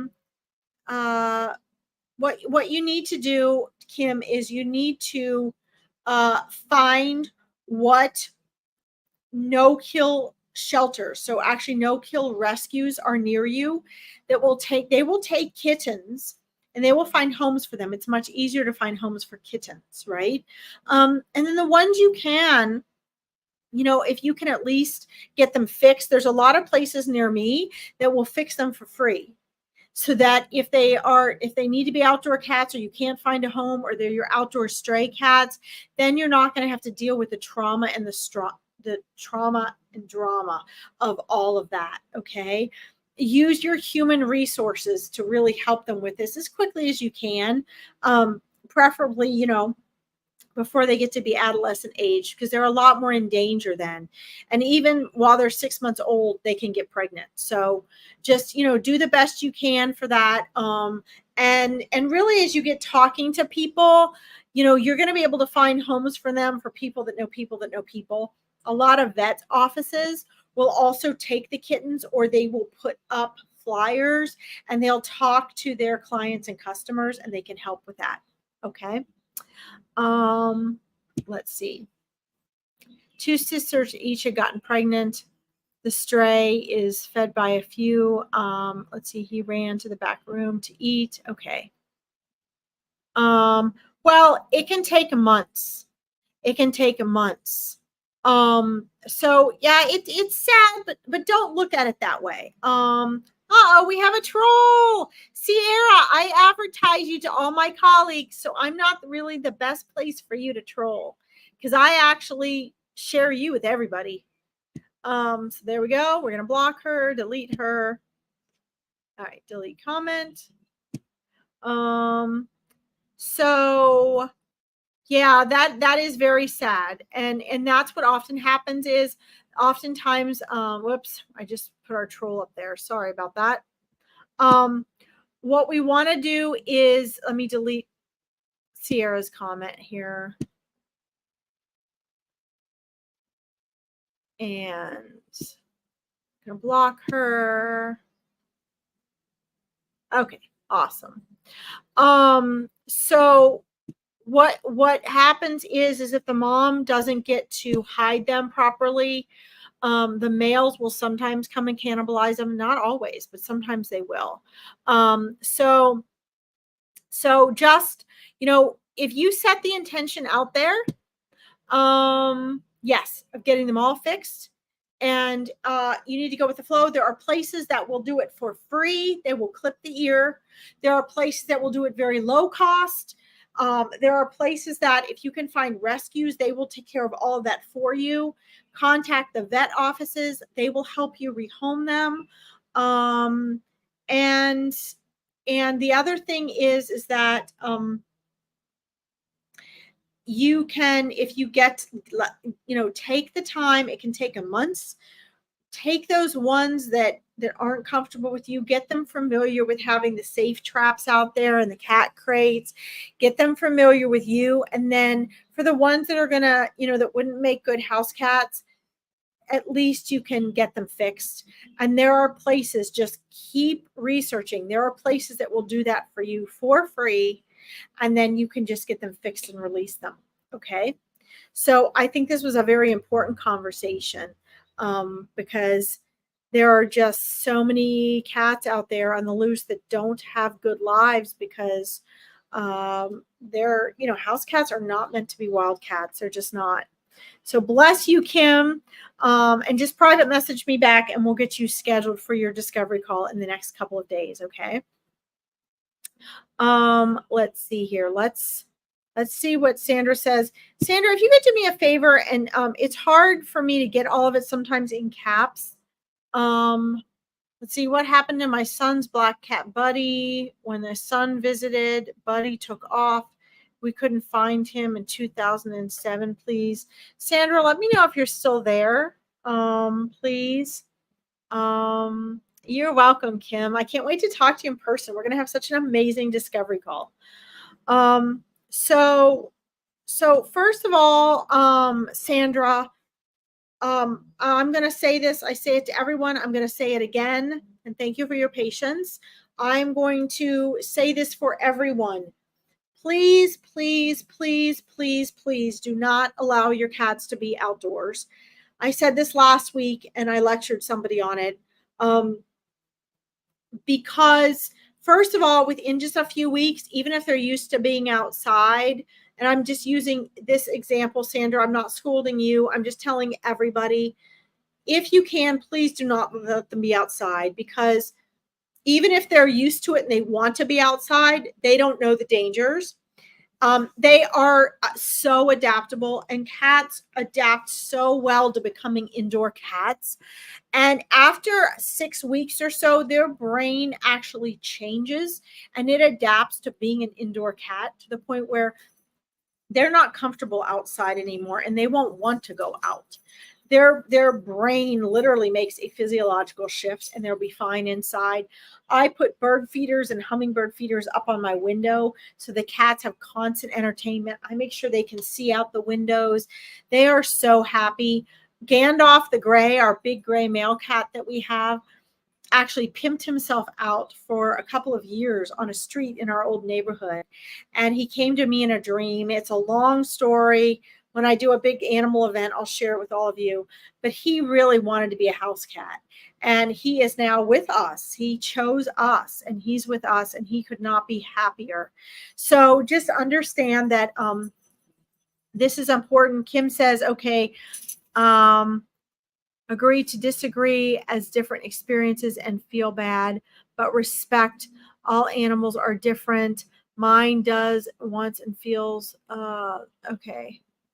Okay, well, I'm still going to stick to this, Kim. Of course, if you're letting your cats out, they're going to want to be outdoors. And you're going to argue that they want to be outdoors. But again, It's not safe. It hurts the environment. It hurts the birds. It hurts the wildlife. And all they need is to get in one cat scratch fight with another cat, and you're condemning them to feline leukemia or kitty HIV. And their life after that.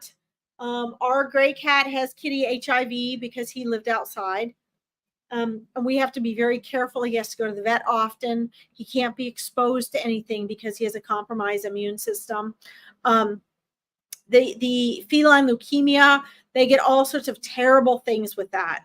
And it really can make their life awful to the point where you have to put them down. So again, do what you want, Kim. But if they are cats that would make house cats that could be indoors, some of them don't. I mean, some of them are, their brain is permanently sort of set to being outdoors if they were already, I don't want to say feral cats, because I've had cats that were called feral that were not. They adapted beautifully to being indoor cats, and they wanted to be.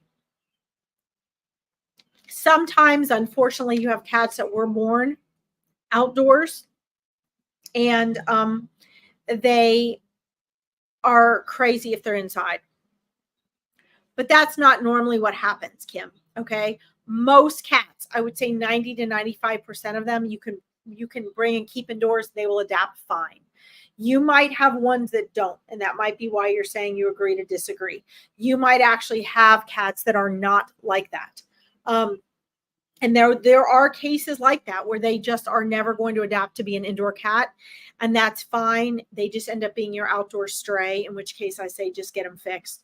But the majority of cats, I'm talking about, like Sandra, in your case, if your son's cat was, and we'll get into your reading in a second, but if your son's cat, was a cat that was an indoor outdoor cat, or was a cat that could have been an indoor cat, I'm just using that as an example for everyone. There are exceptions, and I'm assuming that Kim is talking about that.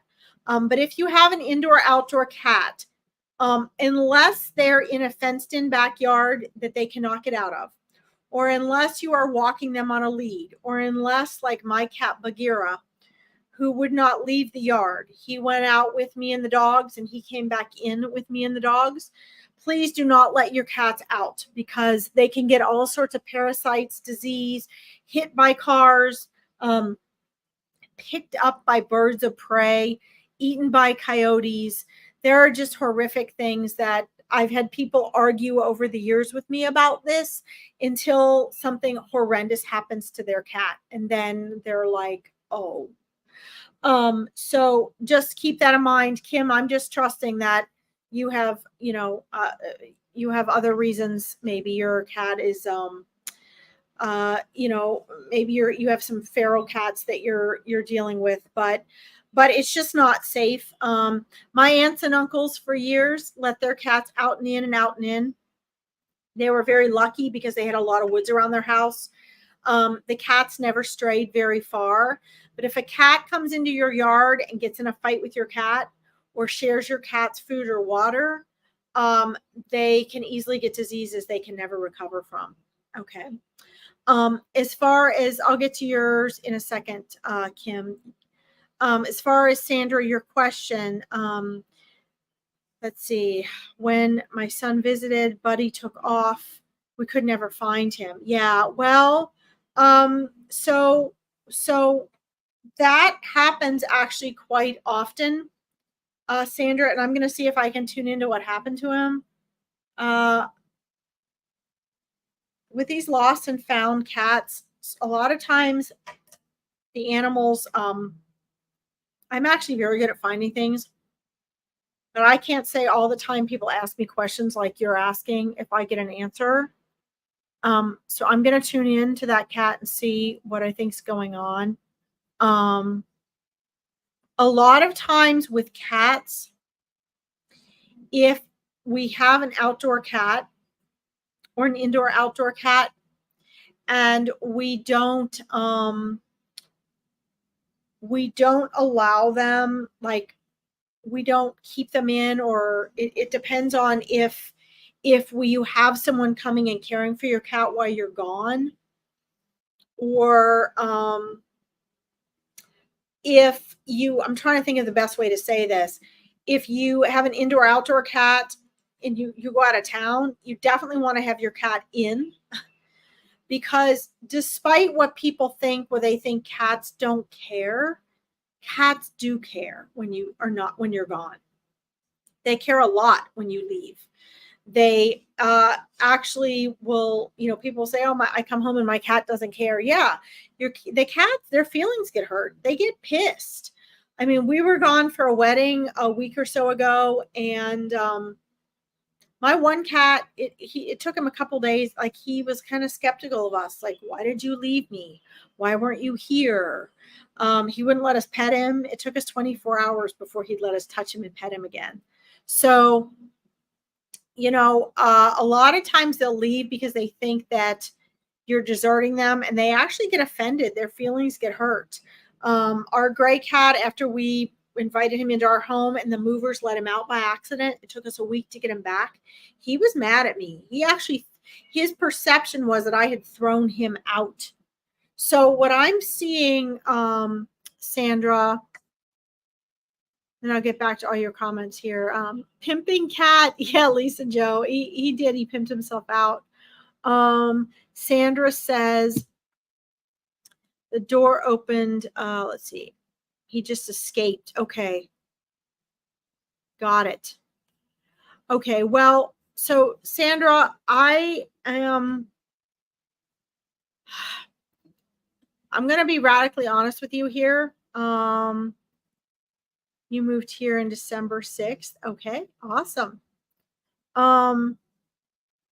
So a lot of times, I'm going to be just really honest about what happens with these. A lot of times people go on and they ask what happened to their animals. Sometimes I get a very clear answer. Sometimes I get answers. Let me put it this way.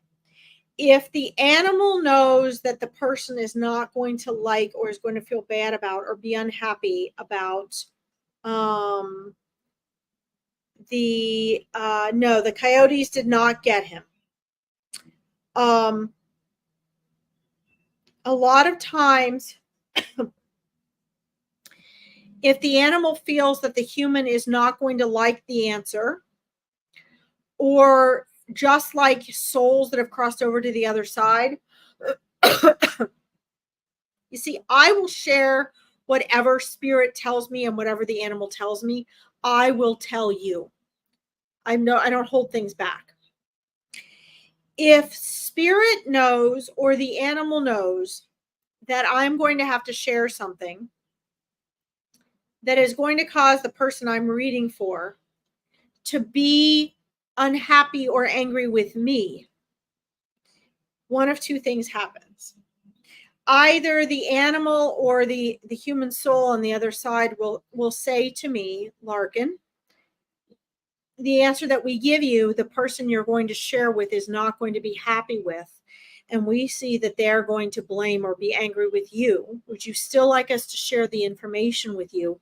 We do not recommend that this information be shared with the person.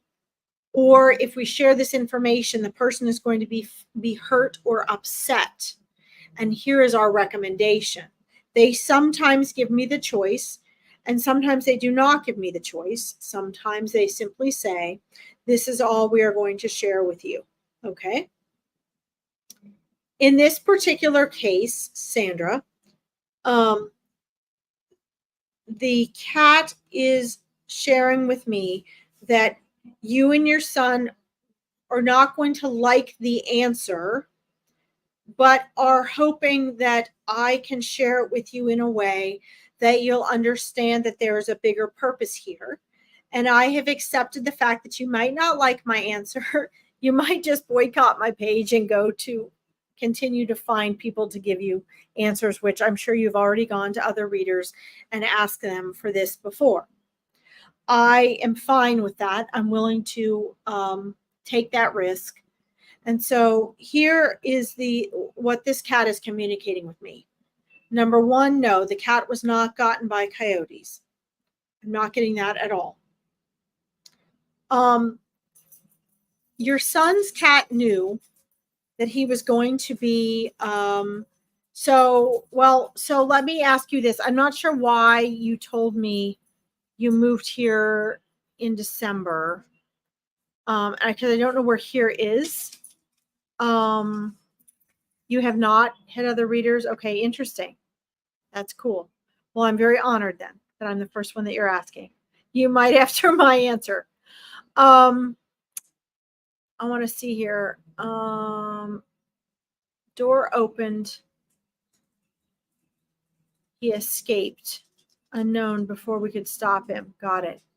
Okay, so am I correct, Sandra, then in am I correct in saying that your son brought the cat with him to visit you and it was unknown territory to him? Can you verify that for me? I want to make sure it was December 2006. Got it. Okay, thank you. Sorry, the chatting gets confusing, but I want to make sure I'm not going to be confusing you. So your son brought his cat then with him to visit you, correct? And then when you guys opened the door, he escaped. Is that accurate? I want to make sure I got that right. I do not, the coyotes did not get him. But what I'm getting is that, hi, come here, Jackie. We're almost done. My dogs are like, come on, we've been doing this for 2 hours. The cat, I moved to the trail in December 6th. Okay. I guess what my question for you, Sandra, was, so I guess what I'm trying to get is the big picture, because the cat is showing me the cat desperately wanted out and was unhappy about something. And so what I'm wanting to put together in the picture is your son visited. Okay. Got it. But so you and your son and the cat were all there at the house. Okay. But it was an unfamiliar house to the cat. Your son and the cat were visiting you, right? So there is something the cat is sharing with me that the cat did not like about that visit. Okay. And the cat wanted, there's something about it there. There was something about that there that, unlike where the cat was accustomed to being, the cat did not like there and really wanted to. I mean, that was an intentional escape. Okay, that was not an accident like with my cat Gray, where the movers let him out and he didn't know he was getting outside. I'm getting that was an intentional escape, and this is the part that is difficult to share with you. Okay, December, the cat moved with me to the trail, and the son went back to. Okay, so and I don't know when you say me to trail. I don't know what trail is, but it's when you guys use shortened versions, I don't get it. I need the full name of the place or whatever. But the message from the cat is still the same. Okay, the message from the cat is that the cat was not happy there. The cat did not like whatever. There was something about that situation, Sandra, no offense to you, the cat did not like. Okay.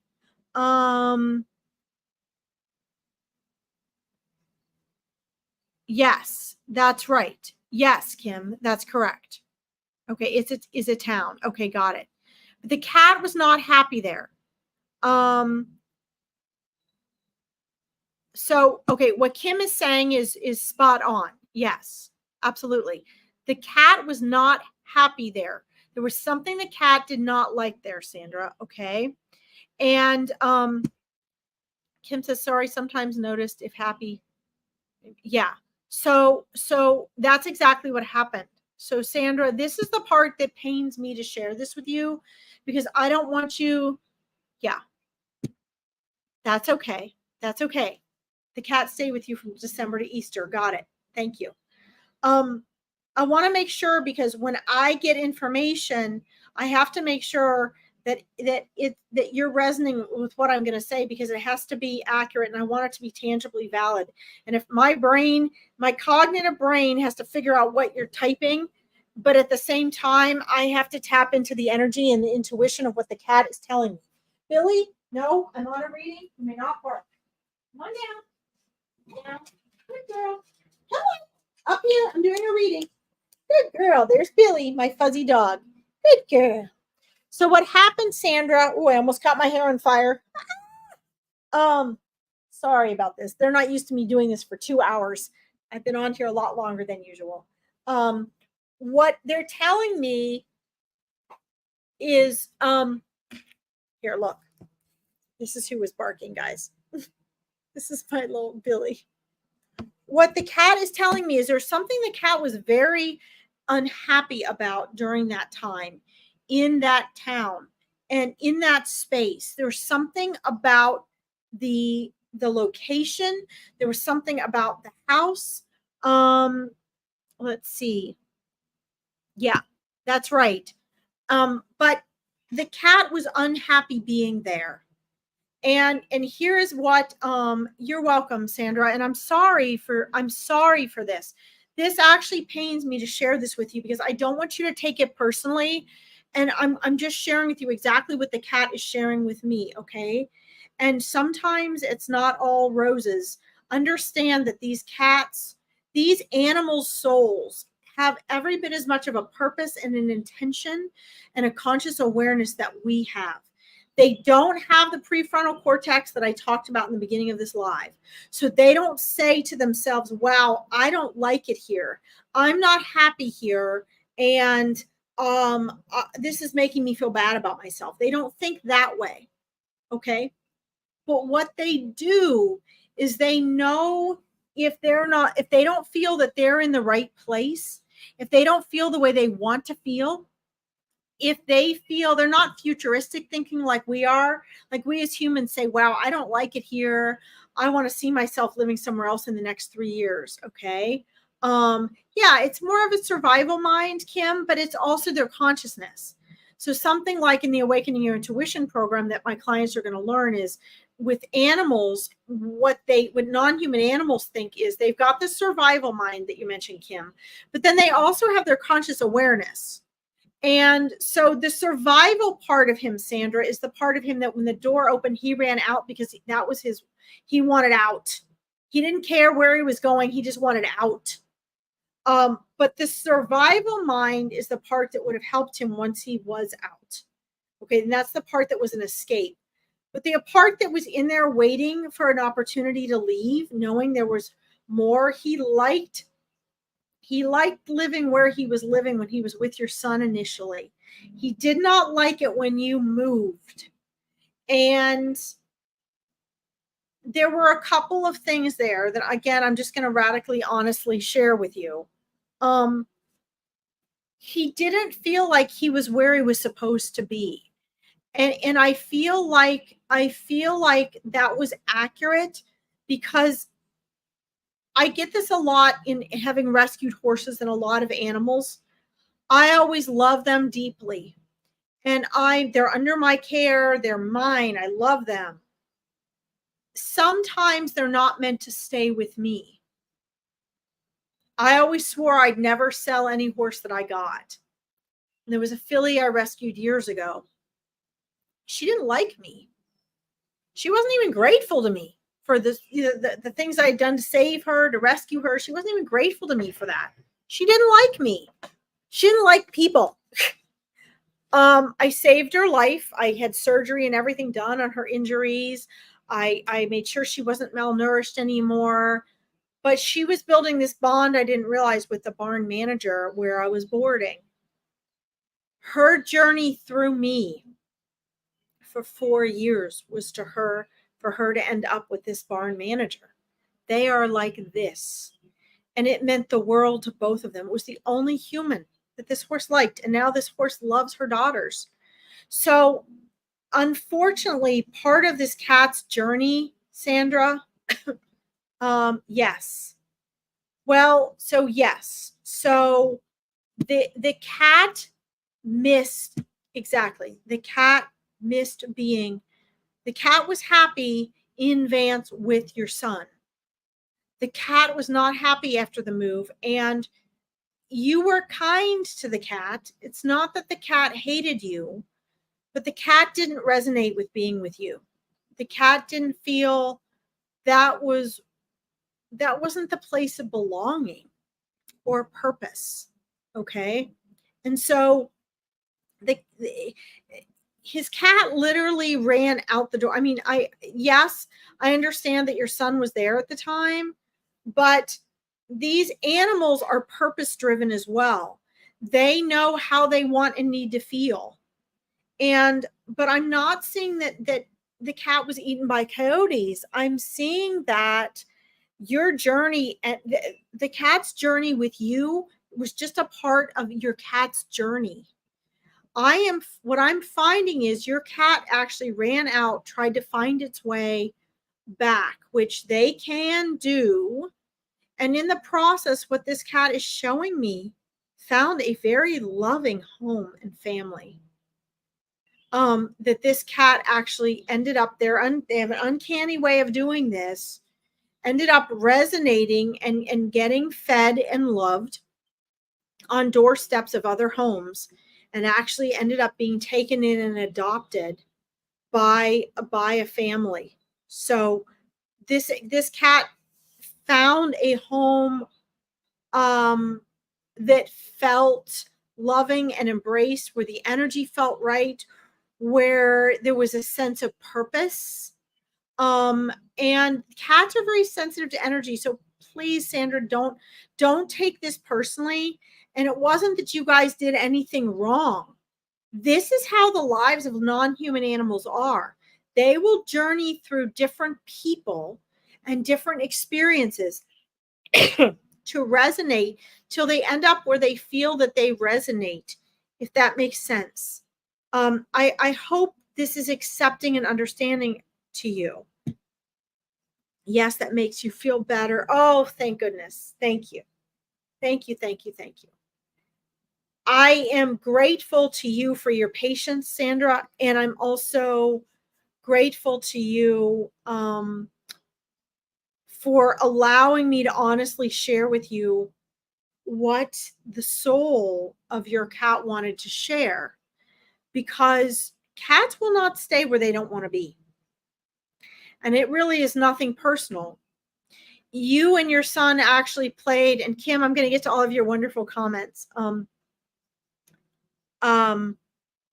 I want you to understand that actually, Sandra, you and your son played a very, very important role in your cat's life purpose and journey, because their journey isn't always to end up with us. A lot of times we're just that vehicle to get them there.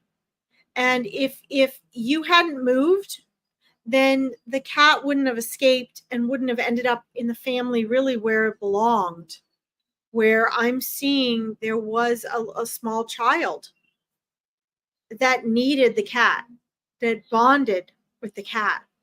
And this gives me chills. So much so.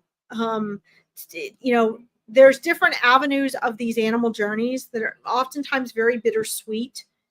And I always feel honored when the animal's willing to share this, and obviously loves you, Sandra, and was willing to share through me with you that they left by choice and why, and that they had this purpose to meet up with this child and this family. And so that makes it all okay. All right. You're welcome, Sandra. If you guys like this, don't forget to like the broadcast so other animal lovers can find this. If you don't follow my psychic medium page already, we do this every Friday. All right. Let's see. I'm going to share. Lisa Joe's probably gone already. She says, it's been an amazing live. I'm going to have to go. Yes, it's late where you are, Lisa Joe. Thank you so much for my reading as well. It's your time and energy. You're welcome, Lisa Joe. In the morning, you'll have some amazing fun things in the Awakening Your Intuition group. Lisa Joe, as always, it's an honor. Thank you so much. I have to actually get off too, guys. I'm freaking starving. I've had a migraine this whole time. We've gone 2 hours. Let's see. I'm going to, yeah, it's interesting. The relationship with cat. I saw your comment about raccoons, Kim. It's interesting. If the cats leave the raccoons alone, they usually get on just fine, but it's always worth being careful. Let's see. Kim says, I agree. And as crystals, etc., meant to be where we are. Yes, exactly. We all have a purpose. We all, and crystals also find their home as well, Kim. You're so right about that. Oh, good. Here's the rest of our happy ending. Sandra says, I was able to rescue another cat after Buddy left. Yes. So do you see then that in Buddy sharing the radical truth, trusting me to do that with you, and knowing that you would embrace and accept it, that there was a bigger picture for both of you? Do you see, Sandra, in the bigger picture that if Buddy hadn't left, you might not have rescued your cat? And your cat wanted and needed that, right? Your cat wanted and needed that. So thank you for sharing that with me, Sandra, because that brings the purpose of Buddy's purpose in full circle. If Buddy hadn't been the greater intelligence and hadn't escaped and hadn't found his next purpose, the cat you rescued wouldn't have ended up in, is it a her? Her next purpose was with you. Do you see how that comes full circle? So that's amazing. Let's see. Yes, Kim, absolutely. It is amazing, Kim. It is amazing. Let's see. I feel such a tearjerker, but all the love. Yes. Rescue by rescue, Kim. Yes, absolutely. Lisa Joe loves this. Sandra, Lassie. That's right, Lassie. Yeah, that's what I'm sensing is a female energy. And that female energy, Sandra, is let's round this live up by sharing with you this female cat needed you. She was a rescue waiting for you. This full circle stuff makes me cry, guys, because it's you all, not me. You all have given the opportunity today for me to help these non-human animals demonstrate how it comes full circle. It comes full circle. And Kim says, we are the rescued ones. Yes, we are the rescued ones. And Sandra says she was waiting for me. And that's what I'm telling you was about to say, was she was waiting for you. And yes, Kim, we are the rescued ones.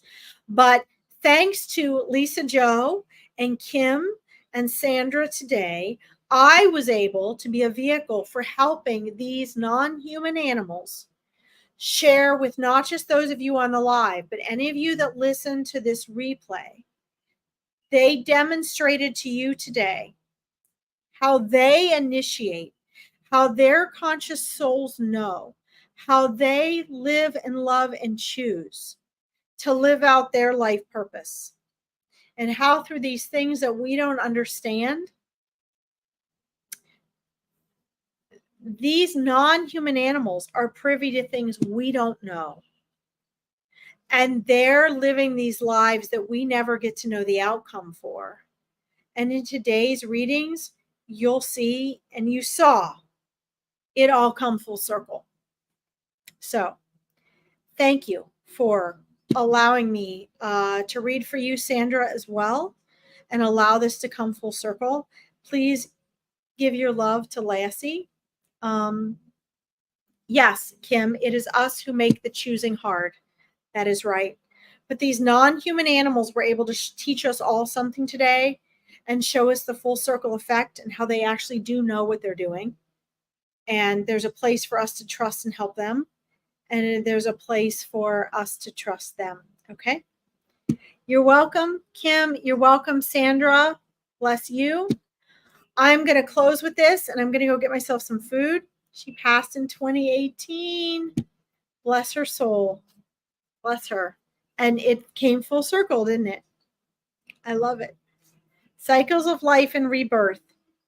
It was a blessing, and she's so grateful to you, Sandra. I hope you can feel all that love and gratitude. And let me check in and see.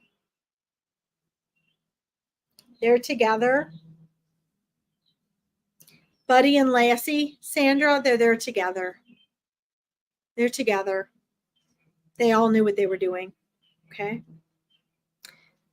Thank you guys so much for this. And we'll see you next Friday. Don't forget, on Monday is Angels in Action right here with Susie and I at 1 p.m. EDT, which is 6 p.m. BST. And then Monday and Tuesday, I have live free online readings. I'm going to be posting, I just posted the Meet Your Spirit Guides event, which is going to be the 9th of November.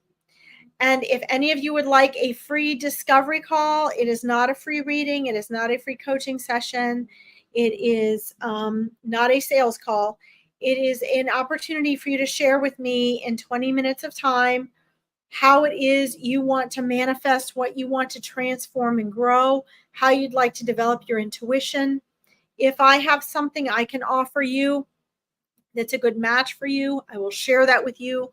Otherwise, I will come up with a plan for you. And, well, I will do that anyway. You will leave with a plan as to what next steps you need to take in your life for that. I can connect you up with colleagues and resources, but I only do 5 of those free calls a week. You need to private message me or email me at larkinsreadings.com. Just make sure you save my email address on there so that you know when I get back to you. Okay. Thank you all for, yes, you want a dog running around? Thank you all so much for tuning in tonight, and have an amazing and beautiful weekend. Mwah. I'll talk to you soon. Kim, I'll see you on our discovery call. I'll check my private messages. Goodbye, everyone. Have a beautiful weekend, and thanks for joining me.